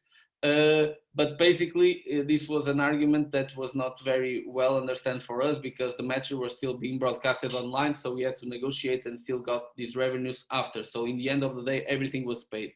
So player contracts was also very important to negotiate. We have to cut partially the amount of money that the players got. By means of the law, this was not possible, so we have to find a solution. What was the solution? Partial working hours for the players. So basically, you're not cutting player wages, you are just adjusting the salary that you pay, considering the hours that they are training that are less. Why? Because part of the matches they didn't play, and some of the hours they were at home. So this was also a measure to increase your better your financial situation. Not cutting players' salaries, but reducing them proportionally. So the point, from a point of view of the law, is different. Okay. So these temporary cuts will be paid back in the future. So we did this during the crisis, but we postponing the payments for the future. So in this way, you have more cash flow, and then you only have to pay it in the future. It's also a measure to face the crisis.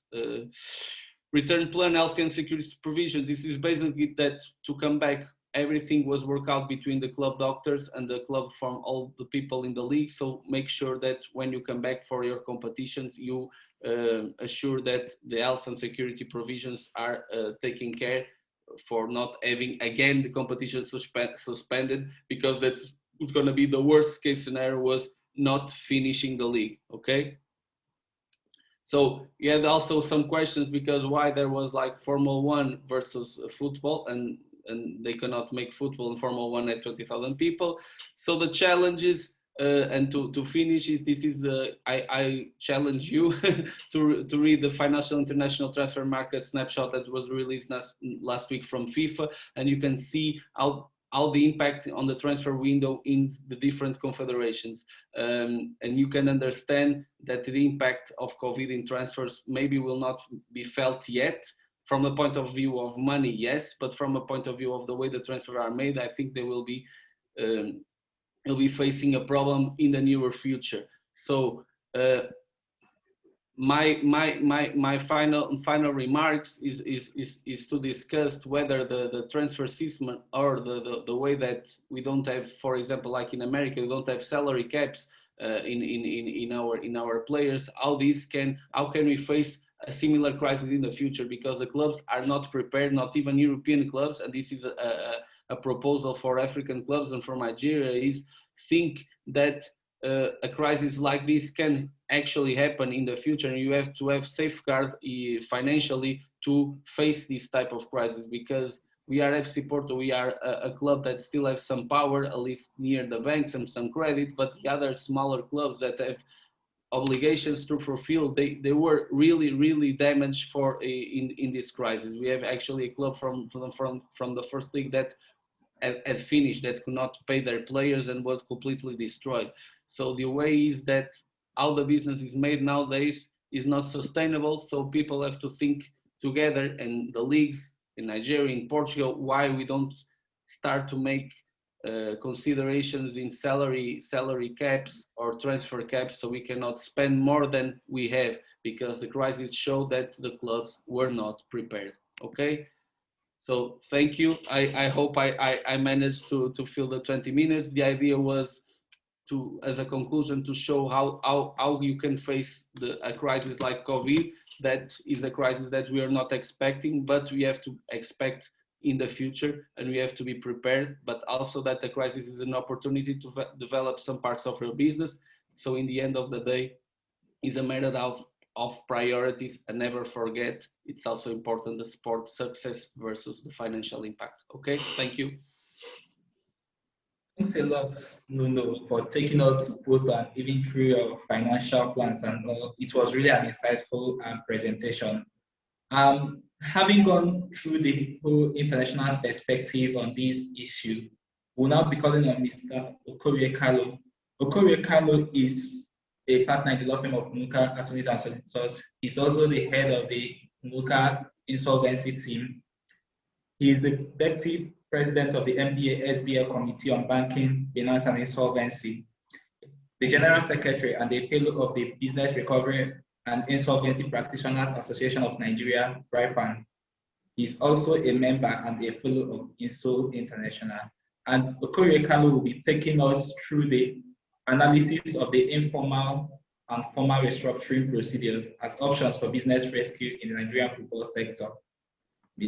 Okorie, you have the floor, please. Thank you. Okay, thank you, Tochukwu. And thank you, Nuno, for a very interesting insight of the mechanics and workings with Porto, and the international statistics and the impact of the pandemic on the business of the football clubs.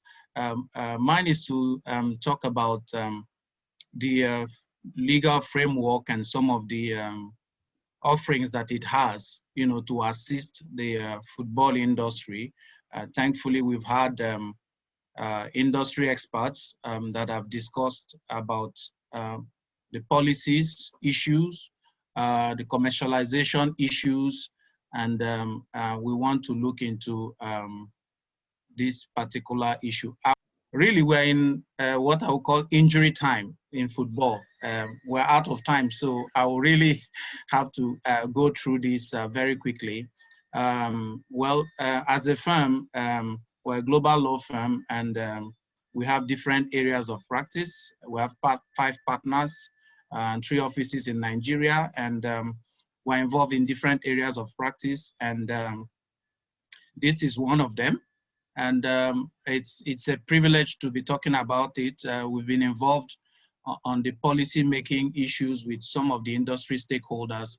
And we now want to talk about the issue of business rescue because of the impact of the pandemic and how we can have some form of life support possibly being given to the football industry. So by way of introduction, I made a quote from the Spanish giants, one of the Spanish giants, FC Barcelona's representative, Victor Font, who said that Barcelona is on the verge of bankruptcy because they owe a lot of money, and a big chunk of that is short-term debt, which in insolvency mean that the cash flow of the club is completely dried, and that could trigger insolvency procedures in jurisdiction like Spain, and of course as well in Nigeria. Now, our focus will be on rescue and restructuring and how it comes to play in view of the above. What would be the insolvency or restructuring procedures available to football entities and stakeholders in Nigeria to drive a business rescue? Now, in terms of the concept, it's important to say that restructuring is to insolvency what ADR is to litigation. ADR is an alternative to the normal conventional litigation, and restructuring is a different facet of insolvency. Historically speaking, insolvency has had an approach where you are putting the house in order, and it has a distributive approach where you have different stakeholders around the business of the company having claims against the company, and then you have rigid laws that essentially, give priorities to some of those stakeholders, namely secured creditors and preferential creditors like employees of the club, the players, and so on and so forth. But restructuring has this approach of being more flexible and allowing the business to be rescued as opposed to an orderly dissolution of the business. Now, the fallacy is that a lot of us believe that rescue is at all cost. It is not at all cost. There must be a reasonable prospect for returning the business to viability. That is to say, in this case, the football clubs running the business, there must be a prospect to return that business to viability. A lot has been said about commercialization. A lot has been said about the opportunities, the huge opportunities and the markets that Nigeria presents. And so while some corporate failures are inevitable, it is safe to say that the Nigerian industry, and particularly the football industry, is one that has a lot of viability. I think we will recall that when we started, Adeyinka mentioned the fact that Nigeria has over 200 million citizens, and half of them are football aficionados.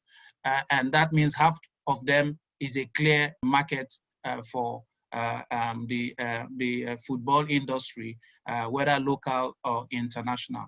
Now, rescue can involve the restructuring of the business itself or the restructuring of the legal entity. Now, we are looking at the fact that rescue is particularly for the football industry, a framework that can be started outside liquidation, as I mentioned, essentially to give a breather, particularly with the impact of the pandemic, to the business and protect it against different forms of enforcement, and possibly provide a reorganization plan which would allow the business to to survive. And I think it's important on that concept to still mention the fact that we need to understand that businesses have life cycles. Businesses are bettered, they are run, and they face difficulties, and they become sick. Sometimes the sickness can be terminal, and sometimes the sickness can be one that if we apply the proper tools, one will be able to rescue the business. Now, I will be dealing quickly with informal procedures, and then the formal procedures that are available. I think to quickly speak to the slide, I think I would say for informal procedures that the purely consensual approach will be what you call a walkout, which is essentially the club approaching its creditors and stakeholders, and I'm sure Nuno, as the head legal, is also able to relate on these issues as to what obtains in other jurisdiction, and to essentially try to have a reorganization, particularly with critical stakeholders like the major lenders and in the investors as well, to make sure that there is some possible turnaround for the club as a business. Sometimes it will even involve some compromise that are also reached even with the players. Now, it's not a zero-sum game. What that means is that people do not stay entrenched in their positions. People have to look at the underlying interest, which essentially align with the fact that when a business is allowed to continue and to survive, it potentially provides more value to the different stakeholders than a piecemeal, forced realization approach. Now, so workouts is the best, and usually it will involve the secured creditors. There are different type of models internationally.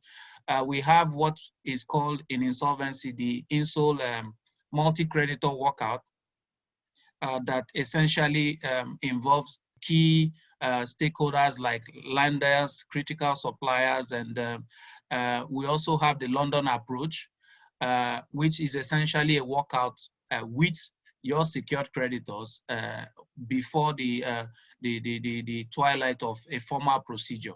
Now, we still have an informal procedure that is benefiting in Nigeria from statutory recognition, particularly since last year. It is called a company voluntary arrangement.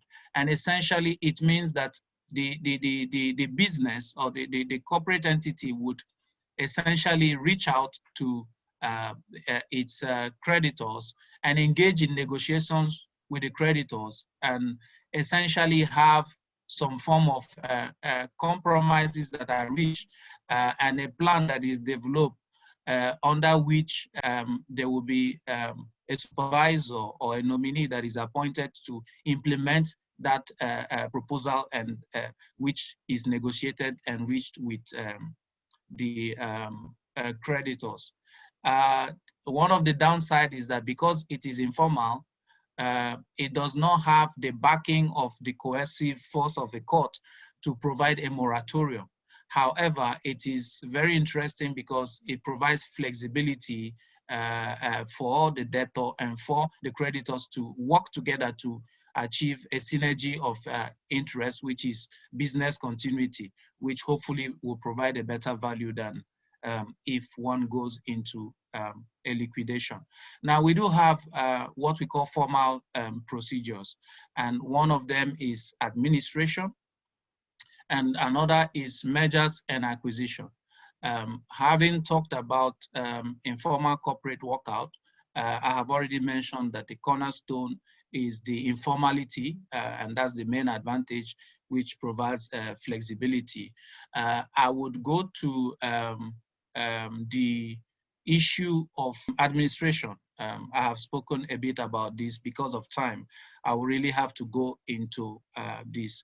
Now, administration is interesting, and we believe it is something that is a tool that could be very useful in the Nigerian space for business rescue for football clubs in Nigeria. particularly where you find out that the football clubs, many of them have state ownership and may require privatization and new capital injection and so on and so forth. If you notice, one of the key issues that was mentioned by Mrs. Obi was the fact that in Italy, for instance, many of the clubs have had serious issues because they were not privately owned, or at least the assets like the stadiums are not privately owned and belong to municipalities. And so it becomes an issue to be able to plan and have business continuity and have investment in that particular business. Now, administration offers the opportunity to give a respite, period to the club to be able to draw up a plan, looking at making a diagnosis of the business and the problem, the challenges that the business is facing, and having what is called a moratorium or a protection period, which is about a year under the superintendence of the court, and can be extended to an extra 6 months, where a plan will be designed to assist in turning around the business of the company. Now, that plan may mean compromises and arrangement with the creditors, and possibly waivers, and maybe even what we call debt to equity swap. You find out that lenders could become investors, or could lead to even the entrance or entry of new players that are able to bring in the relevant funding to make the club to become a more efficient and a greater revenue generating business. I believe that Mr. Sheyi outlined so much of the potentials in terms of commercialization, in terms of ecosystem of the football industry in Nigeria, in terms of betting, in terms of advertisement, apparels, and so on and so forth. And so there is a clear potential to attract business and investors in Nigerian clubs without prejudice to the challenges that have been mentioned. Now, the administration allows that flexibility. One of the things that it also allows is one of the challenges that have been mentioned regarding management of those businesses. It allows professionals to be called in and to superintend the running of the business. And they do not necessarily have, in this particular procedure, have to remove the management of the business. In fact, they can work and cooperate with the management of the business in such a way that it becomes, more of a support, a support that removes the emotional issues that Mrs. Obi so clearly described, and also is able to be a process that is well thought out in terms of the plan that is drawn out, with all the stakeholders being involved as much as possible through negotiations and engagements, and then that would help to achieve the cycle that Mrs. Obi so aptly described, of having the supporters on the one side, growing the supporters base, growing the possibilities of sponsorship, collaboration, and investment, and growing the revenue. So administration provides these opportunities in terms of the legal framework that is available. Granted, there are no tailor-made rules that have been made, because what I have described is a general framework. There are no tailor-made rules that have been made for the regime of football clubs in Nigeria. And perhaps these are things that needs to be considered by the league management company and all that. Now, we also have other form of restructuring procedures, and they are not necessarily when we are within the context of maybe an insolvency challenge. Mergers and acquisition can just be used for, what you call improving economies of scale. Sometimes it is easier to be more efficient when you are a bigger organization. And so it is possible to have business combinations in terms of some of the football clubs that are available. And that would then lead to a greater efficiency and a more profitable business. Of course, you could see in this slide that we mentioned some example in other jurisdictions, like Paris Saint-Germain, which is a French club that started as Stade Saint-Germain and merged with Paris FC. And then you have AS Roma, you have SL Benfica, Hamburger SV, all of these spanning through the French league, the Spanish league, and the German league. So this is something that is typically things that are available as, restructuring procedures that can be used to assist the football industry in many jurisdictions. And so this is just essentially define what arrangements are. I do not want to bore the audience with that. It is sufficient to say that these are very robust framework that are available under the new corporate law that we have that came in on board end of 2020. And so if we bear this in mind, the global pandemic is a reality. It has created a new norm for the world. And the global trend now is to find a repertoire of business rescue option, and new legislation, bailout, and government intervention for the greater good. We have a law that provides that, and I seem to see that we have also industry stakeholders that are speakers here that are also very optimistic and passionate about, rescuing this business, this industry called the football industry in Nigeria, and also taking it to the next level. So that means now that we need more creativity, both on the policy front and on the legal front, and having the requisite synergy to achieve that. Thank you very much. Thank you very much, Okuri, for a wonderful presentation. And thank you for giving us the options, the restructuring options that can be used by football clubs in Nigeria. And this comes particularly at a time where the newcomer has really helped us to progress the narrative on rescue in Nigeria. So we hope that the stakeholders in the sports industry would notice this shift in our law, and we hopefully the football clubs will be able to take advantage of this, and then we can look forward to successfully, profiting from the football business in Nigeria. So we'll be going into the interactive session right now, but I want to ask Nuno a question.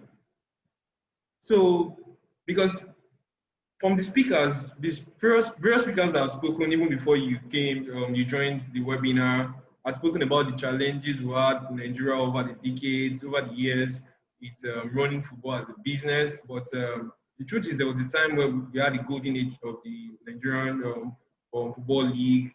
We had teams like the IICC, Shooting Stars. We had stationary stores, so many, and it was really thriving. So it's obvious that there's been challenge with sustainability. But arguably, Portugal, the Portuguese league is one of the top 5 or top 6 European in Europe. So what is the framework for sustainability in Portugal to keep football running? Because we've not been able to maintain that momentum over the time. We just had, like, we had periods where you think there are prospects and the league is going to do well, then before you know it, it's gone up. So what are the policy issues for sustainability for the football business in Portugal? Well, I would not say that we are top 6, maybe top 8. I think the Portuguese league is very, I would say, peculiar, because for one hand, you can see in Europe you have good Portuguese coaches, good Portuguese players, and you are a Europe champion with Portugal team, but then the Portuguese league is not a very interesting product if you see it as a whole. So you have, it's not if you can see, you only have Porto and Benfica for as a champion in the last 20 years. In more than 80 editions of the Portuguese league, you have three champions, Porto, Benfica, and Sporting, and then only one time another two teams.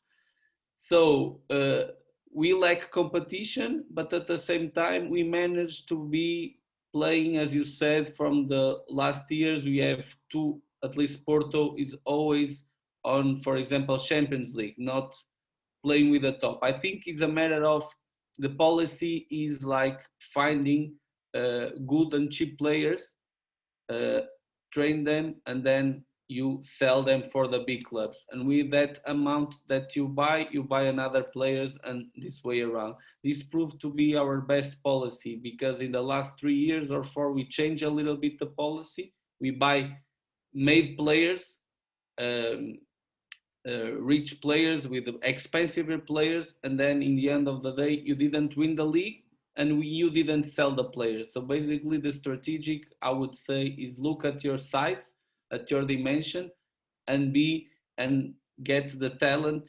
and project the talent. I would say it's try nowadays is easier because we have more scouting and everything. But the main policy of Porto is targeting players in Africa and South America, basically, and then bring them to Europe and project them for the big clubs. We are sellers, we are not buyers, so we have to accept the way we are and keep tracking the sell, but at the same time targeting the sport results. Okay, thank you, Nuno.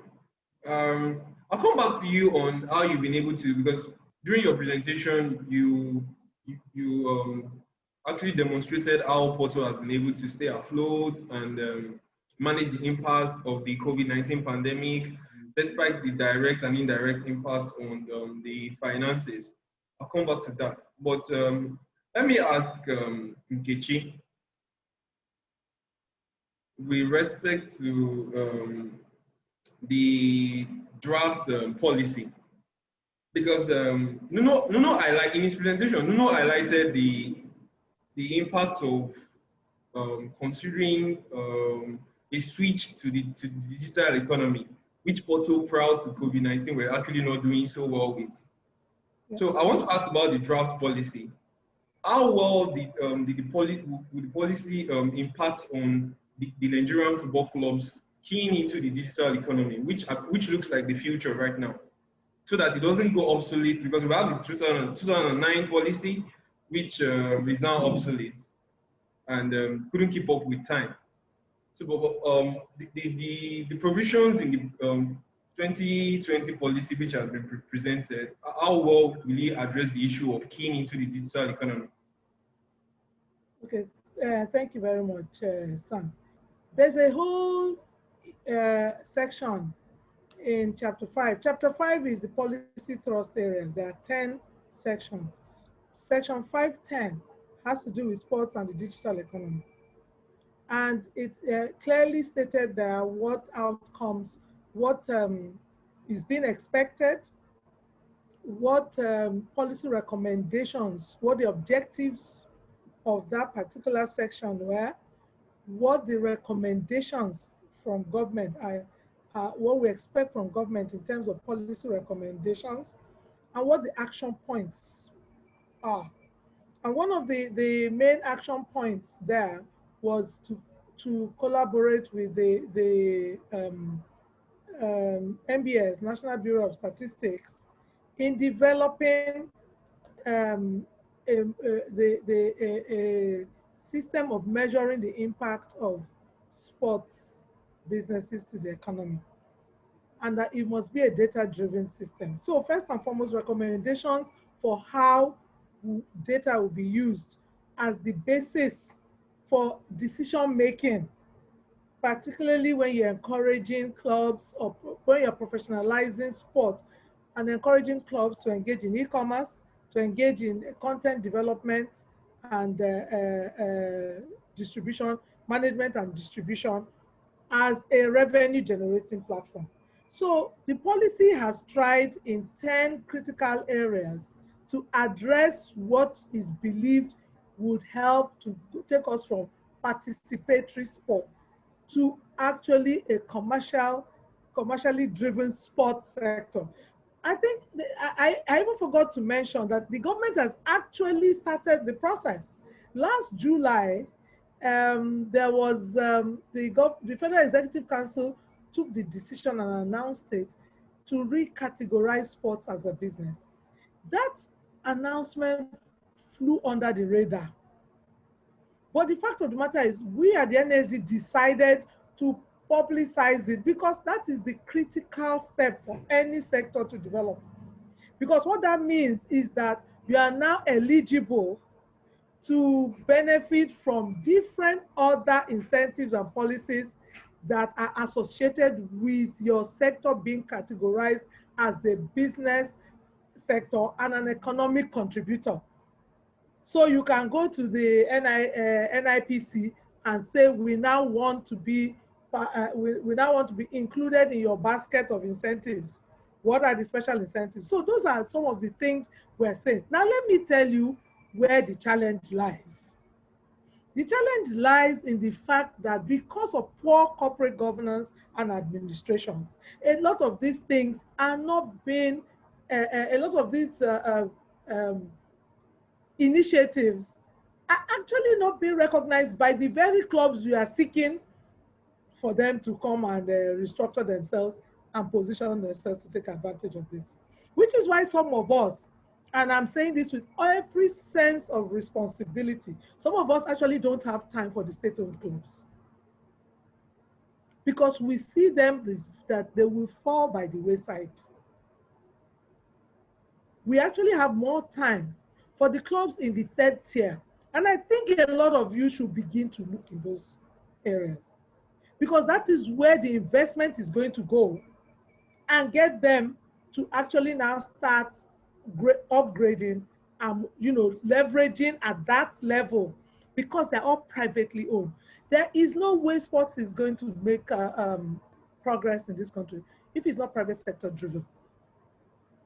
And so when I keep hearing that, so how much government should put in there, I lose interest. If you come at me from that position, I log out, as my daughter and her mates will say, I log out completely.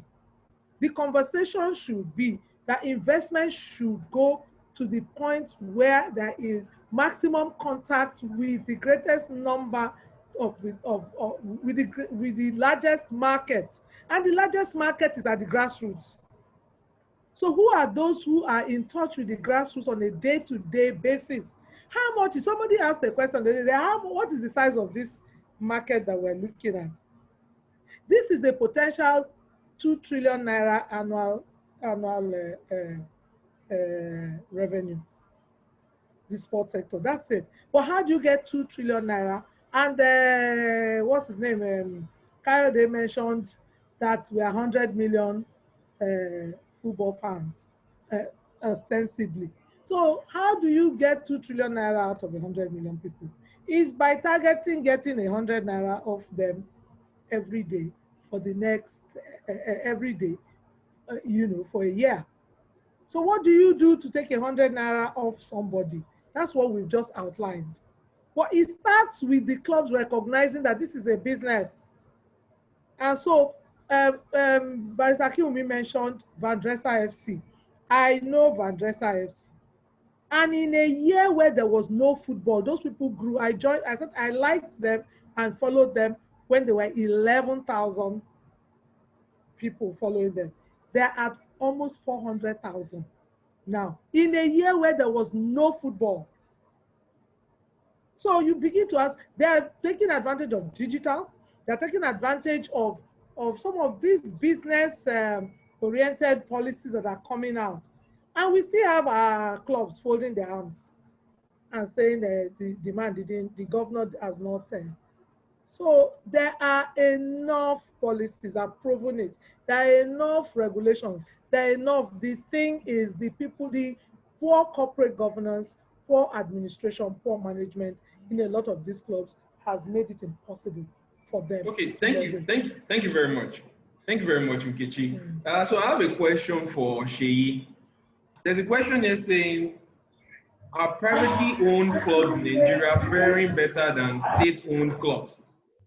In terms of money that passes through them, the government clubs certainly are faring better because they pass the money through them, and I'm careful to choose my words. The money is not necessarily used for them, but the money is passed through them. Now, in terms of faring better, the privately owned clubs, and I totally support what it is you just spoke about regarding the third tier.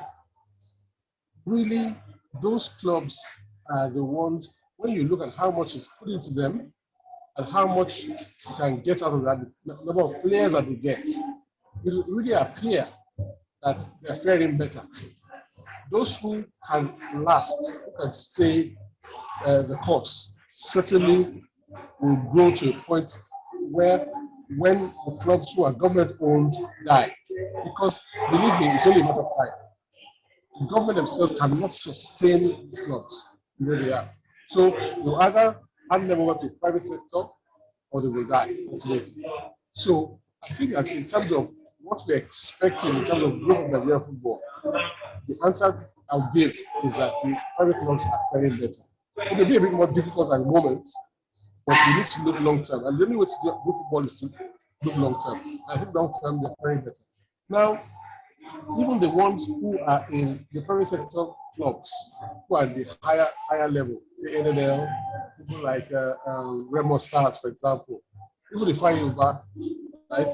They're doing better to the extent that they've always been able to, an ABS, the Class Athletes Club, able to have their own training pitches, for example. The kitting has always been better. The organization internally has always been better. Now, it's to move them to the next level. And as we've said, the organization is in place. The rules are in place. It's really for us at the NFF to put the hammer down.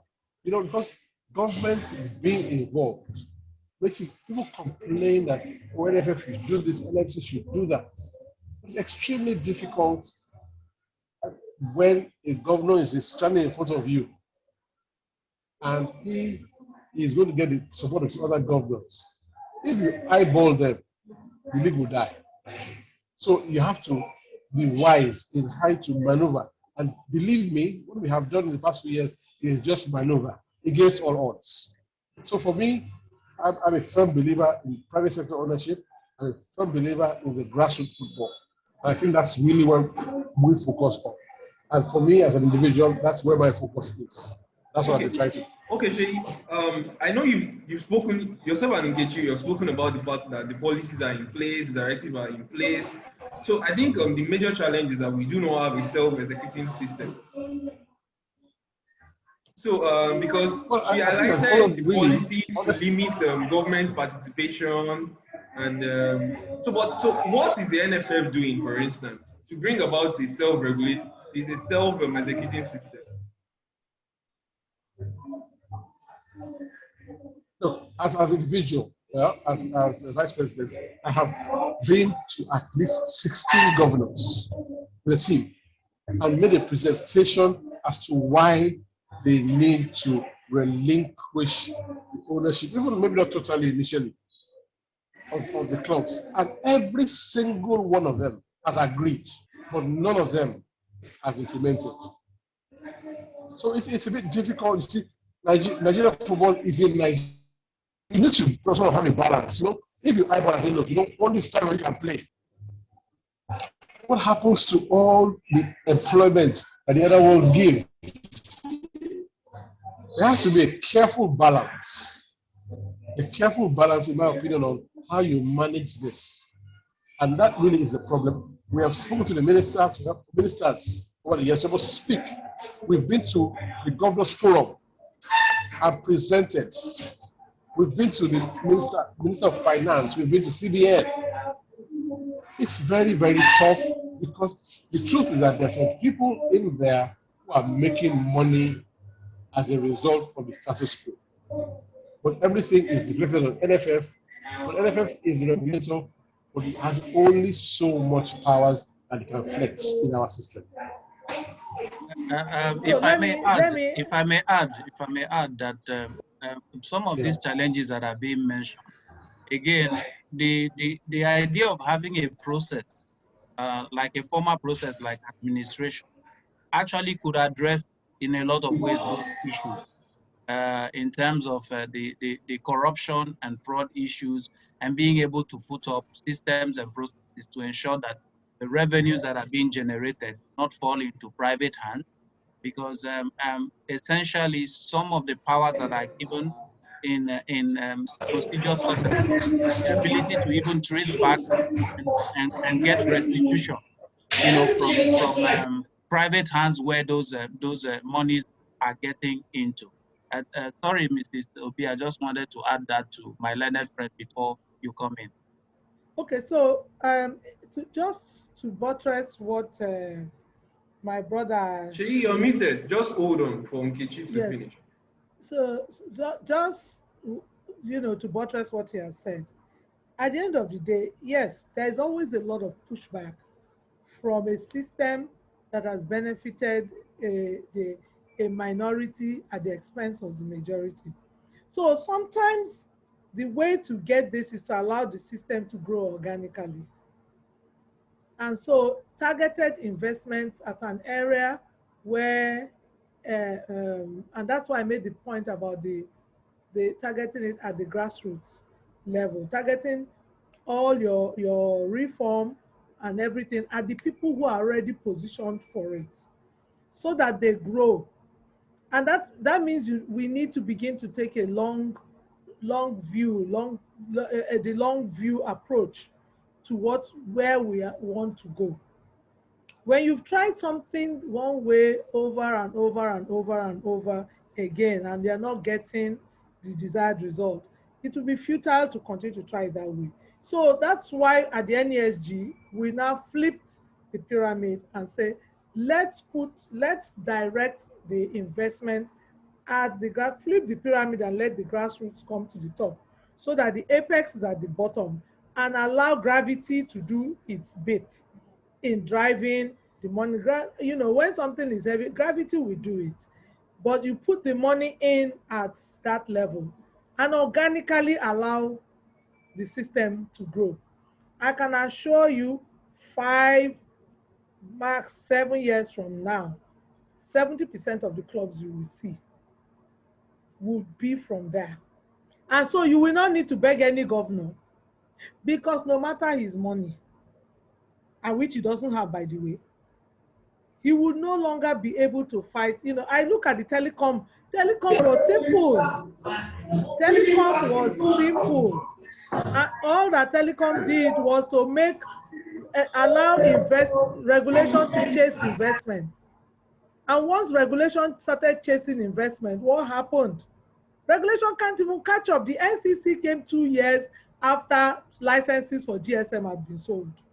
Until tomorrow, GSM companies decide what they are going to, the level of investment. Then the NCC starts chasing them. That, hey, no, you have to come and do like this.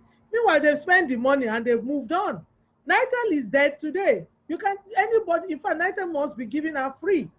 So you allow regulation to chase investment, and then you start growing organically. That for some of us is the solution to all this. If the governors don't want to see it after appeal by people who are their friends, people who know, people who can reach them at midnight and everything, then the system will just sort itself out.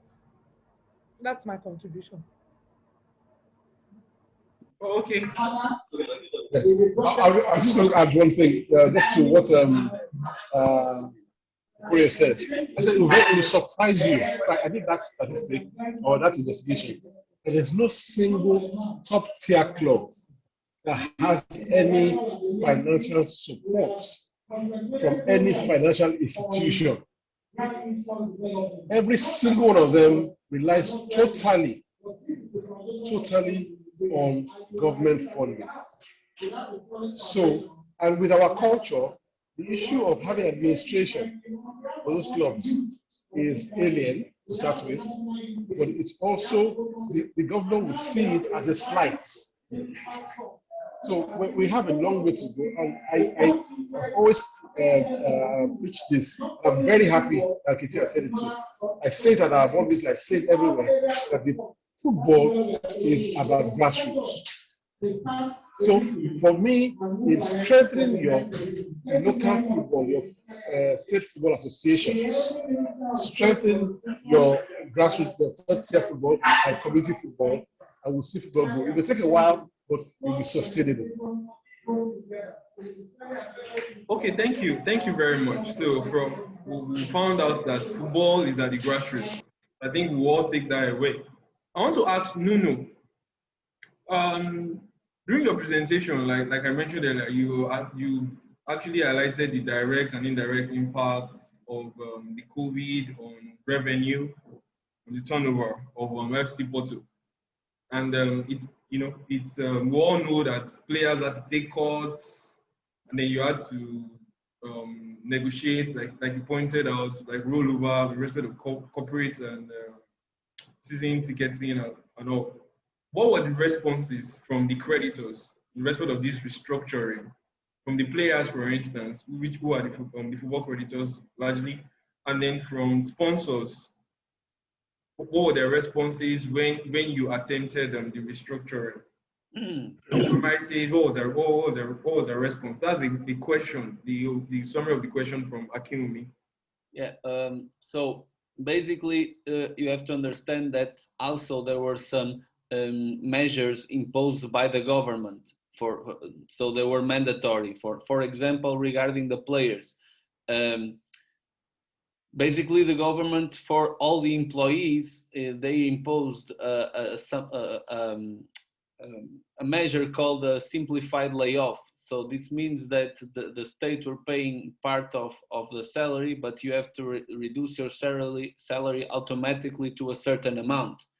But you have to understand that the players, they have very high salaries. So where you go impose this to the players, the impact will be outrageous. Why? Because what I've said before, we still had 5 or next 10 matches to play. So at the same time, you don't want to cut the salaries of the players unilaterally. So then they will not play and you don't become champion. You don't become champion, you don't go to Champions League. So you have to balance. So what we did in this particular point, and this was like some clubs did from another perspective, the clubs that didn't have more sporting objectives, they could be more aggressive in their negotiations. For us, we had to reach a point of balance with the players saying, look, we're gonna cut you partially during these times because we don't have these revenues, and show them and talk with their agents to understand, look, they are not paying us as well. The TV rights are not, the money is not coming in, the merchandise is not coming in. So we're gonna cut you for now to have cash flow to keep our business in, to keep the other employees, and then, for example, if we are champions, I can pay you what I cut you within 2 weeks. If we go to Champions League, then I can pay you after I receive the money from UEFA within 1 month. So basically reach here a point of agreement with the players and show them your perspective, because you don't just simply say, look, we don't have the money, because this is what everybody does. You have to show them with actual facts and negotiate a good strategic, that you don't tell them that you are cutting the salaries, you are postponing their payment, but this is linked to the sports objectives. For example, Sporting said that if we don't go to Champions, you have a 20% reduction in salary, period. We actually agreed that we're gonna pay everything, but we pay during the next season. So basically, this with the players, also with the suppliers and sponsors, because everybody was under this situation, and with the government measures also helped for you to be more aggressive or less aggressive in their negotiation. So in the end of the day, what I think is, if you actually show the other party that you actually had some real losses and not just saying, look, everything was by COVID, because a lot of clubs use the COVID to don't pay the salaries that were already overdue before the COVID pandemic. So this is not acceptable. FIFA does not acceptable. So you have to be coherent and you have to be logical so your negotiation can proceed. So in the case of players, this is what happened. Just to finish regarding the other question that I have here regarding the stoppage products, as I said, basically the products were sold online, and if you don't sell, normally you do campaigns on a cheaper price for the next years, because as you know, the football merchandising is very linked to each season. So this jersey is for this season, next season this jersey doesn't cost the same, cost less because it was a previous season, etc. So just to understand, there was the impact on the government that have mandatory measures to cut salaries and to help not only clubs but the companies. But all the other time, the other way around, we had the sporting objective, so we have to manage and not simply cut, but just postpone the payment, considering the sport objectives that you should attain in the future. Thank you so much, Nuno. I think you have, in very practical terms, given a case study of what we are trying to also impart on the side of, what I call it, the body informal conceptual, workout between yourself, representing the club, and the players representing the key actors in the business. Yeah. And then some of those other issues you pointed out about government laws, they simplified the layout procedures, which also helped in the negotiations, Sure. and the idea of making sure that you have business continuity, because you are looking at the matches that you have, looking at the, the championship that you need to go to, which are also what helps in terms of your revenues and all that. And that is exactly what, the frameworks that are available and that we have discussed are supposed to achieve. And like I said, that ability for you to have industry stakeholders and professionals that are very much aware of all the implications to not just taking positions just for the sake of taking position. I appreciate very much the way you have pointed out that even though that there was a law that was available that could have been used as an excuse, the business was very much conscious of the fact that if you were to go strictly by the law, then at the end of the day, you were killing the business. Exactly. And so you had to work it out with the players. And that is exactly what, ICWs and administration. Just a remark, it was not an easy negotiation, because of course it's complicated to make the players understand they have to reduce their salaries. In the end of the day, they never wanted. So it was a work in 2-3 months with their agents to make them understand and then you have a group of 30 players and some understand, the other don't. You have to talk with the captain, with the coach, get everybody around and look, they are cutting for this moment. That let's focus on the championship. And when you are doing that, you can't just talk to every player individually. You have exactly to get a representative of that body, a representative of this other body, and you're able to players pushing for the player side, the league pushing for the club side. So this was a tough negotiation, I would say. It was complex and tough. Thank you. Thank you very much, Nuno. Thank you, Okore. Thank you, Adeyinka. Thank you, Nkechi, Sheyi, and to my co-moderator, Tochukwu. We've had a very, very knowledgeable presentation from you all. Very impactful section that we've been able to produce today, and we hope that this will contribute to progressing the narrative of football as a business in Nigeria. We've all taken away the fact that football is in the grassroots, and that privatization is key. And we've seen as well Nuno's viewpoints on how to navigate these very unusual times. So I want to say big thank you to Nuno as well for giving us the perspective from Portugal. And I just want to say on a very light note that to wish Porto the best in this weekend's fixture, which is a very important one, I believe. So, and then I want to apologize to all attendees that we had to overshoot, because this is what happens when we talk football. Once again, this was put together by the Punuka Attorneys and Solicitors Sports Group, and while we hope to contribute to progressing football in Nigeria, the opinions that we've expressed there are just to contribute to the sector. Does not constitute any legal opinion. So if you want to reach out to us for specific advice on driving policy or advice as to your businesses, you can contact us. Our email address is info@punuka.com. And you can always reach out to us on our different social media platforms. And the speakers here are available as well. You can, because the world is global now, if there's a particular issue on sports, you can always reach out to them through their various handles. You're just a search away, and you can reach out to us as well, so you can leverage on the relationship that we have with them. Thank you very much, everyone, for participating in this webinar. And we hope that we will all benefit from the football business. Thank you very much. Thank you very much for having us. Thank you. And it's always a pleasure to work with you. Have a blessed weekend, everybody, and take care of yourselves.